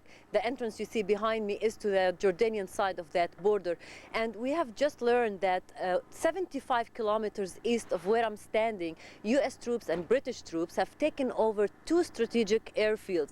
These are Iraqi airfields inside Iraq. So we can say now that the U.S. is inside Iraq from the western side of Iraq. This is for the first time today. Those 2 strategic airfields are 2 sites with multiple military airfields. And one of them is suspected of producing chemical and biological weapons. So this one of the sites had been hit in September 2000, and so far all we know is that the U.S. troops have taken over those 2 sites. At the same time, from this entrance, some buses loaded with refugees, some of them Sudanese, some Somalis. They were taken from here to a refugee camp where, that was set to receive third country nationals. There, they're supposed to stay only for a few days until they're processed, their documents checked, and then sent home. Those people are told that they're not going to stay here permanently. However, some of the Somalis who are here say they don't want to go back to their country because there's a war over there. At the same time, we know that the Jordanian officials are saying they are not going to absorb a large number of refugees. That's why there are strict restrictions on the border in order not to allow too many Iraqis to come in. In fact, one of the refugee camps that have been set here is dedicated for Iraqis, but so far no Iraqis have got there. Paula? Tell us a little bit more about these transit camps that have been set up. What do they provide? Well, it's very basic preparations. One of these camps where there are about 400 refugees now, Sudanese, Somalis, 6 Egyptians, the refugees come, they give them a tent, blankets, a mattress, and a heater, and water and some food supplies. But it's a very dry desert here. Here in the last few days, we had a very strong wind, a sandstorm, so it's very miserable conditions, and the refugees are finding it very hard to stay there for a while. Paula? We're going to leave it there this morning, or this afternoon, evening, your time. Rula Amin, thank you very much for that report along the Iraqi-Jordanian border. Back to Bill, who is standing by in Kuwait. Good morning again.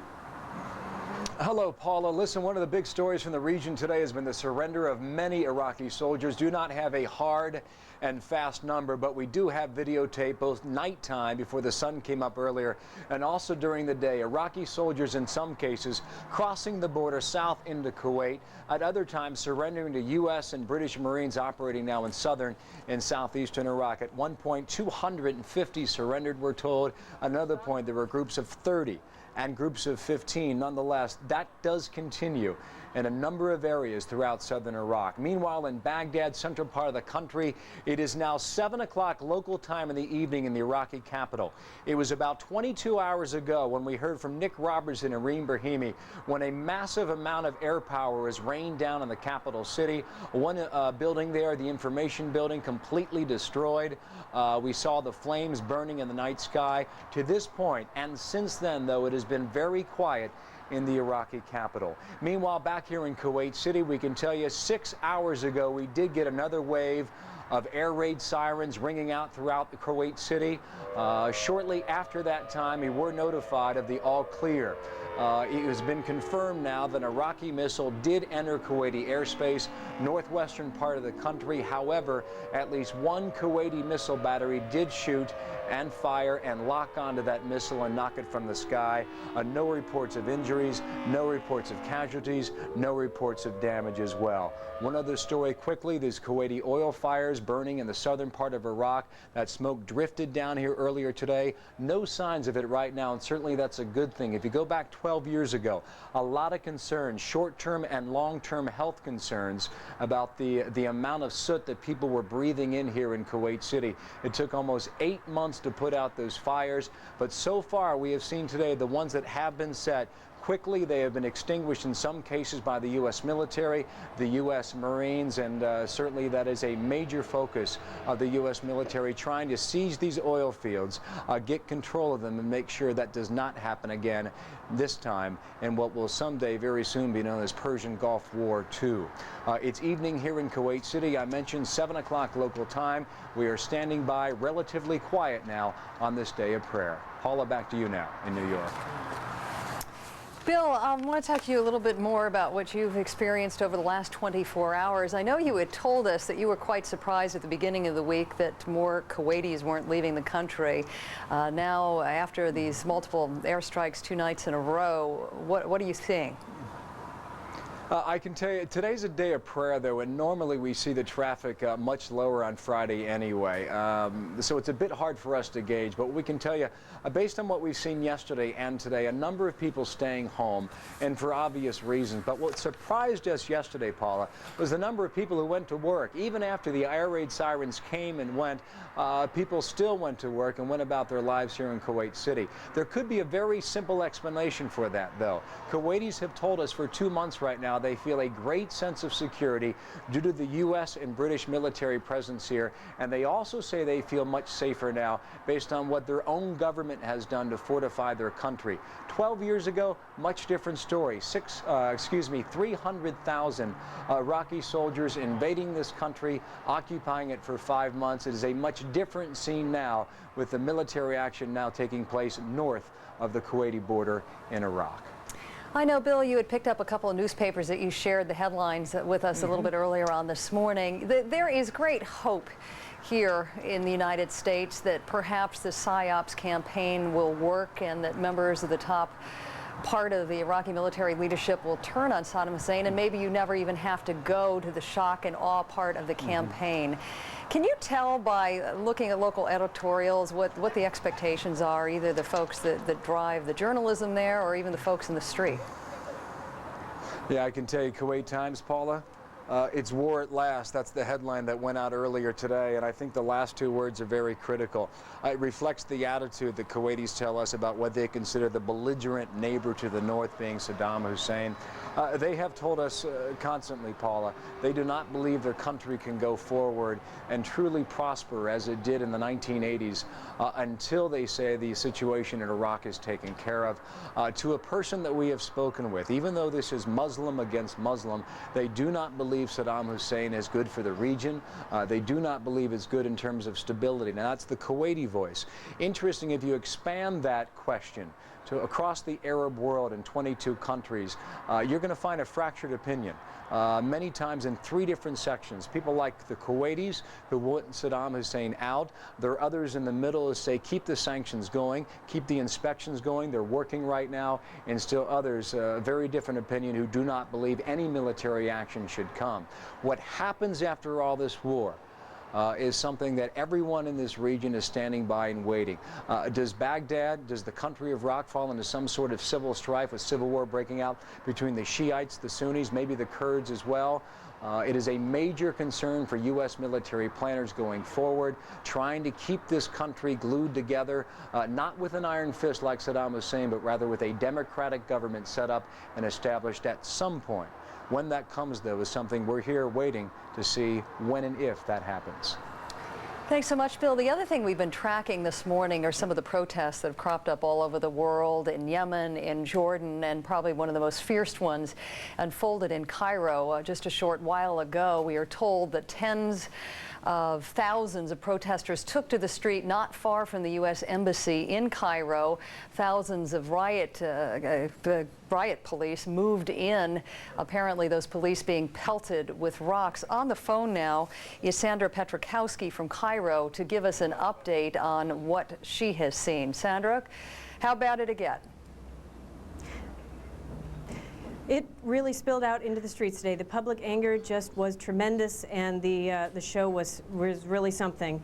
It started out this morning at the Friday prayers and then spilled out from there. Initially, the people in the prayers were held in the building, locked in. We could see water cannons from outside. Outside of the building, the police were using the water cannons to get the protesters to stop. People were climbing up in the building. They were throwing things down on the police. The protesters hoped then to move from there. Sandy, we need to cut you off here so we can hear what Secretary of State Powell has to say after leaving a meeting with the president of Cameroon. He's saying goodbye, some very important shared interests for the two of them to talk about. Cameroon has long been considered an ally of France, and President Powell apparently has been courting Cameroon's support for war in spite of what we saw unfold at the United Nations. Apparently, one of the things that the U.S. administration is attempting to do is potentially to tap rich West African oil fields and actually reduce U.S. dependence on Middle Eastern oil. This was a critical meeting with the President of Cameroon, the President of the United States, George Bush, having met with him yesterday, as well as having had dinner with him. Another thing that they're talking about is a nearly complete, almost $4 billion, 670-mile pipeline that would move hundreds of thousands of barrels of oil every day from landlocked Chad across Cameroon's tropical forest to its Atlantic coastline. So there are a lot of important and weighty issues that the Secretary of State had to address with the President of Cameroon. The timing of this, all interesting, of course, Judy, because Cameroon was one of those important votes the United States was looking for as we saw the debate rage on in the UN for that second resolution, which sort of never materialized, did it, Judy? That's right, Paula. The U.S. was counting on getting at least some of those undecided countries, Cameroon among them, but it never did, and that's one of the reasons the U.S. went forward without UN support. Paula, there's just this meeting the President has had with the congressional leadership. With Turkey on military operations, are they being a little difficult? Well, Turkey, as you know, through its parliament, approved overflights night before last, and we're having some difficulty in operationalizing that, and I will be speaking to Turkish leaders, I hope, within the next hour. I had a long conversation with Prime Minister Erdogan about it last night, and I hope we can clear it up If not, we'll have to find alternate arrangements, but I'm still hopeful it can be cleared up, and I'll be speaking to them in the next hour or so. Mr. Secretary, it looks increasingly clear that the Turkish military is trying to block the overflight so that they can move their troops into northern Iraq. How concerned are you about this, and what are the potential consequences if this happens? I'm not saying that's perfectly clear. You are. What I'm saying is that we are in contact with the Turks about the overflight issue. They have to publish the Parliament's decree in their equivalent of the Federal Register, and we are in contact with them about their desire to have a presence in northern Iraq. At the moment, we don't see a need for any Turkish incursions into northern Iraq, and we are talking with the Turkish authorities to see whether or not there is some planning we should do with respect to any humanitarian needs that might arise along the border. But our position is that these two items should be separable. Let's deal with the overflight issue and deal with the need for making sure that there is not a disturbance along the Turkish-Iraq border. Mr. Secretary, is all its allies to anyone with an Iraqi diplomatic presence to cut off that presence and expel the diplomats. Already two strong allies, Canada and Russia, have said they're not going to do that. They don't think that's the right move. How big a problem is this going to be for you? That is their choice. We believe that as we watch this regime come to an end, it would be appropriate to let all of our friends know that it was time to cease the activity of the Iraqi missions in their countries, and the leading members of those missions should be asked to leave. If some countries choose not to do that, that is their choice. Mr. Secretary, is the State Department in fact in touch with any elements within Iraq to try and get Saddam Hussein to surrender, resign? There are a number of channels open to Baghdad. There are a number of individuals and countries around the world who have been conveying the message to the Iraqi regime that it is now inevitable, that there will be a change. Coalition forces are doing very well. The operation is going, I think, in a very fine manner. And in order to prevent any loss of life beyond that which may have occurred already, it would be wise for Iraqi leaders to recognize that their day is over and that this is going to happen. I also want to express my sympathy and condolences for the lives of coalition soldiers, both the United States, UK, especially United States Marines who have been lost so far. War is a terrible thing, and unfortunately lives are lost. So the sooner we can get this over in a decisive way that brings a better life to the people of Iraq, the better off we will be. Mr. Secretary of State, you've just received the President of Cameroon. May we know how you will define the relations between Cameroon and the United States today? Relations between our two countries, I think, are excellent, and President Biya had a fine visit here. He had a good discussion with President Bush yesterday and dinner with President Bush, and we just completed a good series of discussions here. We'll be working with Cameroon in the Security Council as we move forward, and we have plans to assist them with some of their economic development activities and aid activities, and their interest in pursuing more aggressively the campaign against terrorism. Cameroon is a place of stability in that part of Africa, and we want to do everything we can to strengthen the government and to strengthen our relationship with Cameroon. One more. President Chirac has said in Brussels that he is opposed, France is opposed to the U.S. and the U.K. Taking over in Baghdad by UN resolution, that he would oppose that. A, does that surprise you? And B, do you intend to seek a UN resolution to do that?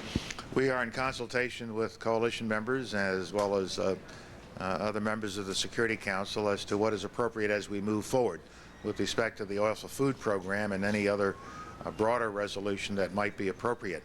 I'm not quite sure what President Chirac is referring to. All I know is that the liberation of Iraq is underway, and we want to do it in a way that will demonstrate to the world that we come as liberators, that we're going to put in place a better life for the people of Iraq, a representative form of government, and we're going to use the assets of the people of Iraq, especially their oil assets, to benefit their people and to no longer develop weapons of mass destruction and to be used to threaten their neighbors. And I hope that France will want to be a partner in such an effort, but that remains to be seen. It is time for us to realize that the liberation is underway, and it is inevitable. Thank you. Secretary of State Colin Powell making a number of important points there. Number one, about France. We heard that the French President Jacques Chirac making statements today in France saying that there should be an international effort involved once the military action in Iraq is over. You heard Secretary Powell saying, well, it's time for everybody to realize that this is an operation to liberate Iraq, and we hope France will be on board. Another important point, he was asked about the dispute that continues with Turkey over the ability of Americans to use Turkish airspace in order to conduct the military campaign with Iraq. The Turks are asking for permission to have their soldiers go into northern Iraq. We heard Secretary Powell say they want that presence. We don't see a need for it. We hope we can separate the two issues, our desire to use the overflight and their wish to send troops into Turkey. This is a significant disagreement right now between Turkey and the United States, although Secretary Powell said he expects that will be worked out. Just one other point that he made, he was asked about about whether there are channels open between the U.S. and the leadership in Baghdad. He said there are a number of individuals in countries around the world who are communicating with the leadership of Baghdad, and he left it open as to whether there are active, ongoing conversations about any sort of surrender, capitulation. So a lot of that, of course, remains to be seen. Just moments ago at the White House, President Bush wrapped up a meeting with the congressional leadership. Our senior White House correspondent, John King, is with us now. John, the president was meeting with some Democrats among that group who've been very critical of his conduct of the diplomacy leading up to this war. They have indeed, Judy, but here on the White House grounds, an attempt to show unity, an attempt to at least rally around the troops, if not completely and enthusiastically rally around the commander-in-chief. Coming just out of Secretary Powell, wanted to have this footage. I thought by far the most intriguing thing he said was that those communications are still open. Other countries appealing for Saddam Hussein and others to leave, even as we know there are operations underway to continue the assault on Baghdad and elsewhere as it gets darker in Baghdad. Here at the White House, we tried to ask the president those questions. What does he know about the fate of Saddam Hussein? Is Saddam Hussein alive? Has he been wounded? What is the state of the Iraqi leadership? Mr. Bush would not answer during this meeting in the Oval Office with congressional leaders. He would not take any questions at all, saying the details would come from later briefings, including at the Pentagon. One thing Mr. Bush did say, and he said this was his message to the leadership of Congress, he says so far so good when it comes to the war effort. We're making progress.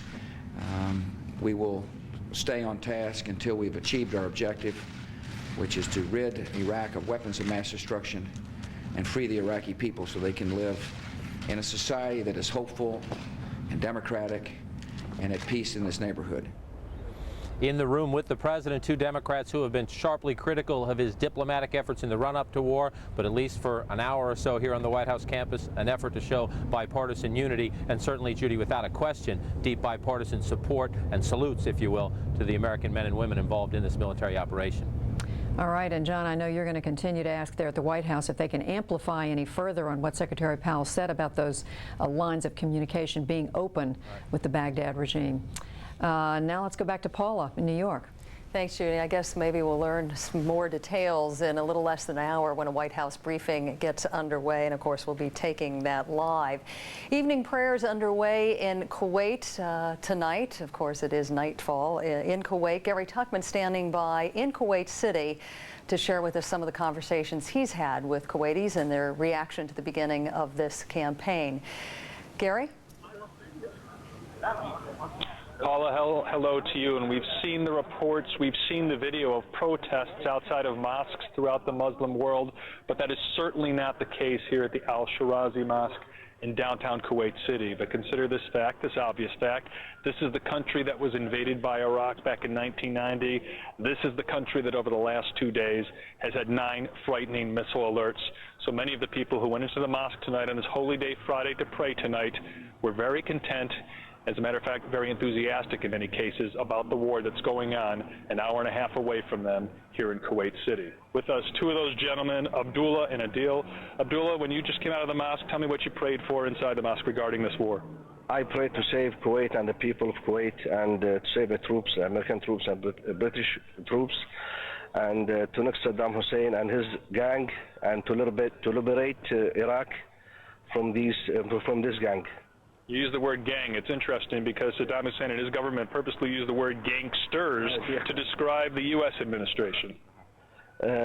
So they are the gang, seriously, and I hope that the people of Iraq liberated from them.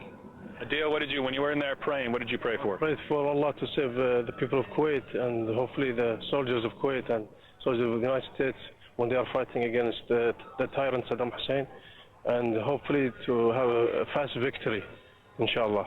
Huge protests outside of other mosques in other parts of the Muslim world. What do you think about that?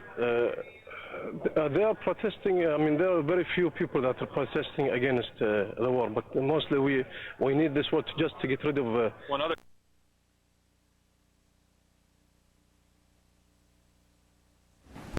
We've lost Gary Tuckman in the middle of that report. Bill, it is interesting to note the attitudes of some of the Kuwaitis he spoke to in sharp contrast to what we saw happening in Cairo today, where tens of thousands of protesters took to the street not far from the U.S. Embassy.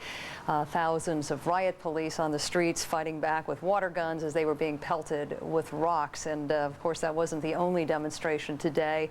There were also some fierce demonstrations that surfaced in Jordan as well as in Yemen. So we'll be keeping an eye on all of that. In the meantime, we'll let you tell us what's going on in Kuwait right now. All right, Paula, you asked me earlier about the psychological operations, the PSYOPs as they're called. I remember about a month ago meeting with a U.S. Army soldier at Camp Doha who had said he had been here in Kuwait for 4 months, dropping leaflets over southern Iraq. A few images I want to share with you right now. These are still photos taken somewhere in southern Iraq earlier today on Friday. I want to point out, because we are being told right now that a number of these Iraqi soldiers, as they approach British and U.S. troops, were literally holding in their hands some of these leaflets that have been dropped from the sky maybe 2 months ago, maybe a month ago, nonetheless trying to encourage Iraqi soldiers not to return fire, not to fight, instructions specifically given on how to surrender, what to do with their weapon, and encouraging them that they will be rewarded with freedom and with food. Similar images that we saw 12 years ago during the Persian Gulf War of January and February of 1991. Let's get away from Kuwait City right now and get to Paris, France. Jacques Chirac had comments today on the ongoing conflict, but also there was a story there today regarding traces of ricin that were found somewhere in a railroad station within France. Jim Bitterman's tracking that. He can fill in all the details for us now. Jim, hello, good evening.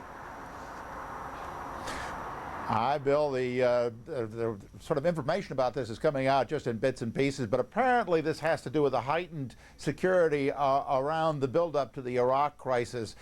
Basically, security agents in France now are checking all airport and train station left luggage lockers every 3 days. And in one of those checks on Monday, they came across a suspicious package which contained 4 bottles. 2 of the bottles, after some lab analysis, contained traces of ricin. Now, ricin, of course, is a very deadly poison. And now the Interior Minister here wanted to make it known to everybody this morning that the quantities involved were not sufficient to be lethal, he said. But it's enough to make everybody jittery because this poison has no antidote. It's very easily made. It's made from castor beans. And it may be a little bit more difficult to use. It can't be used as a real mass murder weapon, but it can be used in confined spaces and in very pointed cases, for instance, assassination attempts. So a lot of people were very nervous about this. Police from France are now working with their colleagues in Great Britain for at least 2 reasons. One is that this ricin apparently, according to some sources, turns out to be the same variety as some ricin found in a chemical weapons laboratory in North London back in January. The second reason is that the group that was arrested in North London had some ties to a French group arrested in the suburbs back in November. November, the suburbs of Paris back in November, and they were in the midst of making a chemical laboratory of some sort. There was no ricin found, but they were messing around with a lot of chemicals, and they had chemical weapon suits. So police are very suspicious about that. The Interior Minister said today there's no real direct connection, but nonetheless it's got everybody very nervous, as you can imagine, Bill. Jim, on another topic, Jacques Chirac had comments today about the ongoing conflict. What did he say in terms of the possibility of France ever supporting a UN resolution at this stage in the game? Well, basically, Bill, he was up at the summit of European leaders up in Brussels, and he was asked a couple of questions about France's position in various things, like if there was to be a Security Council resolution at this point to sort of sanction the war, would France approve? And he said no, because he felt that would give retrospective approval, in the sense that he put it. We're getting the names of the Marines. He was also asked about the post-war period, and he said that he would not give approval to any kind of UN, or rather UK-US administration of Iraq in the post-war period. He said that's a job for the United Nations. And I think we just heard a few minutes ago Colin Powell say about the same thing, that the United Nations should handle the post-war administration of Iraq. So I'm not so sure that France and the United States are at such distant terms right there. But as far as any kind of resolution at this point which would say the United Nations was behind the war now that the United States has already started it, Chirac is not going to go along with that. Bill? All right, Jim. Jim Binnen reporting again in the French capital, Paris. In a moment here, back with more news in Kuwait. Paula, we have yet to mention in the past half hour the casualties, the lives lost here. It was about 3:30 in the morning local time when a Marine helicopter went down in northern Kuwait. 4 U.S. crew members dead as a result. 8 British troops dead as well. This in addition to the first casualty in combat. 1 U.S. Marine shot and killed in southern Iraq, apparently trying to secure some sort of oil field there in southern Iraq. He paid for that effort with his life. Paula? And there is breaking news out of southern Iraq, Bill, related to that. We have just got news that all key components of the southern Iraqi oil fields are safe. Now, this is a very important piece of news, because at one point today, British military officials were saying as many as 30 oil wells were on fire. We're going to point out to you on the map, Kasur, if we can go back to that map for 1 second, which is the only little piece of access the Iraqis have to the Persian Gulf. That has now been secured by U.S. and British forces. We have this shot that shows what happened shortly after they gained control of this port town. An American flag going up right above the Marine flag. This is a key strategic location, because it not only is that one little slice of land leading to the Persian Gulf from Iraq, it is also the gateway to Iraq's southern oil fields. Once again, we are told that all key components of the southern Iraqi oil fields are safe, and Leon, I guess it makes that news all the more traumatic that that is where the Marines suffered their first casualty in trying to secure those oil fields a little bit earlier today. That's Leon? right. That's right. And another note as well, along with that that picture you saw there moments ago of that Marine raising that U.S. flag. We also have learned that that flag was brought down not long after it was raised, and it was done so out of respect for the locals who live there.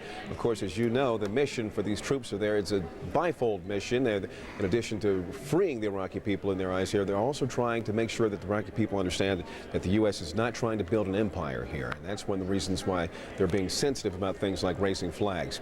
Now, we are right now getting a word that we have someone with us on the line from the New York Times, one of the embedded reporters who've been out there traveling with these military groups that have been actually making landfall there in southern Iraq. And as I understand it, Dexter Falkins is on the phone with us right now. And Dexter, you've just now reached a town, or have been in a town that has actually been liberated, if I can use that term now? Well, I'm not embedded. I came in with a photographer on our own, but I'm in Safwan, Iraq, which is just over the border. Thanks for clearing that up for us. Tell us about what it is that you've seen so far. Well, it was just an extraordinary scene. We got there a few hours after the Americans and the British did, and people were joyous and you know. Crying and whooping and clapping, but at the same time, they very clearly are terribly fearful that that this deliverance won't last. Just as you know, in 1991, they thought that that Saddam Hussein would be finished, and he came back in a terrible way in this village, and so it's kind of joy and fear mixed together, and it makes for a very strange scene. I mean, and it's very chaotic at the same time. I mean, they're bringing prisoners. The Marines are bringing prisoners out. They're bringing injured people out. We saw Iraqi soldiers surrendering. It's just a very chaotic scene. Well, tell us about this process. I want to get to a couple of things. Number one, you say that the Marines have been bringing prisoners out. We've been watching as the Marines have been handling these prisoners with very special and very tender care in order to send a message to those who may be somewhat skeptical and some of those Iraqi citizens who may be wary because of what happened 13 years ago. They want them to get the message that the U.S. is there to help and not to abandon them. How are you seeing the U.S. Marines are treating those troops who actually have been captured or have surrendered there? Well, I saw a line of about 20 prisoners basically sitting on the side of the road. I mean, you know, it didn't look especially comfortable, but it wasn't demeaning in any way. I mean, they were just sort of waiting to be, you know, taken somewhere. They had uniforms on, which was interesting. I think more interesting, really, was I had a discussion with a Marine major today who said that they were encountering so many Iraqi soldiers who were giving up that they just took their guns and said, "Look, go home. You know, just go home." And if you walk the streets here in Safwan, you can run into people who are just, you know, standing around in t-shirts and their pants and saying, you know, yesterday I was a soldier and I just took everything off and threw everything down and ran for my life when I heard the Americans and the British were coming. And so, I mean, I don't think they're ever going to get all these guys, but you know, maybe the other Iraqis will take care of that. But how many guys do you think there are there to get? I'm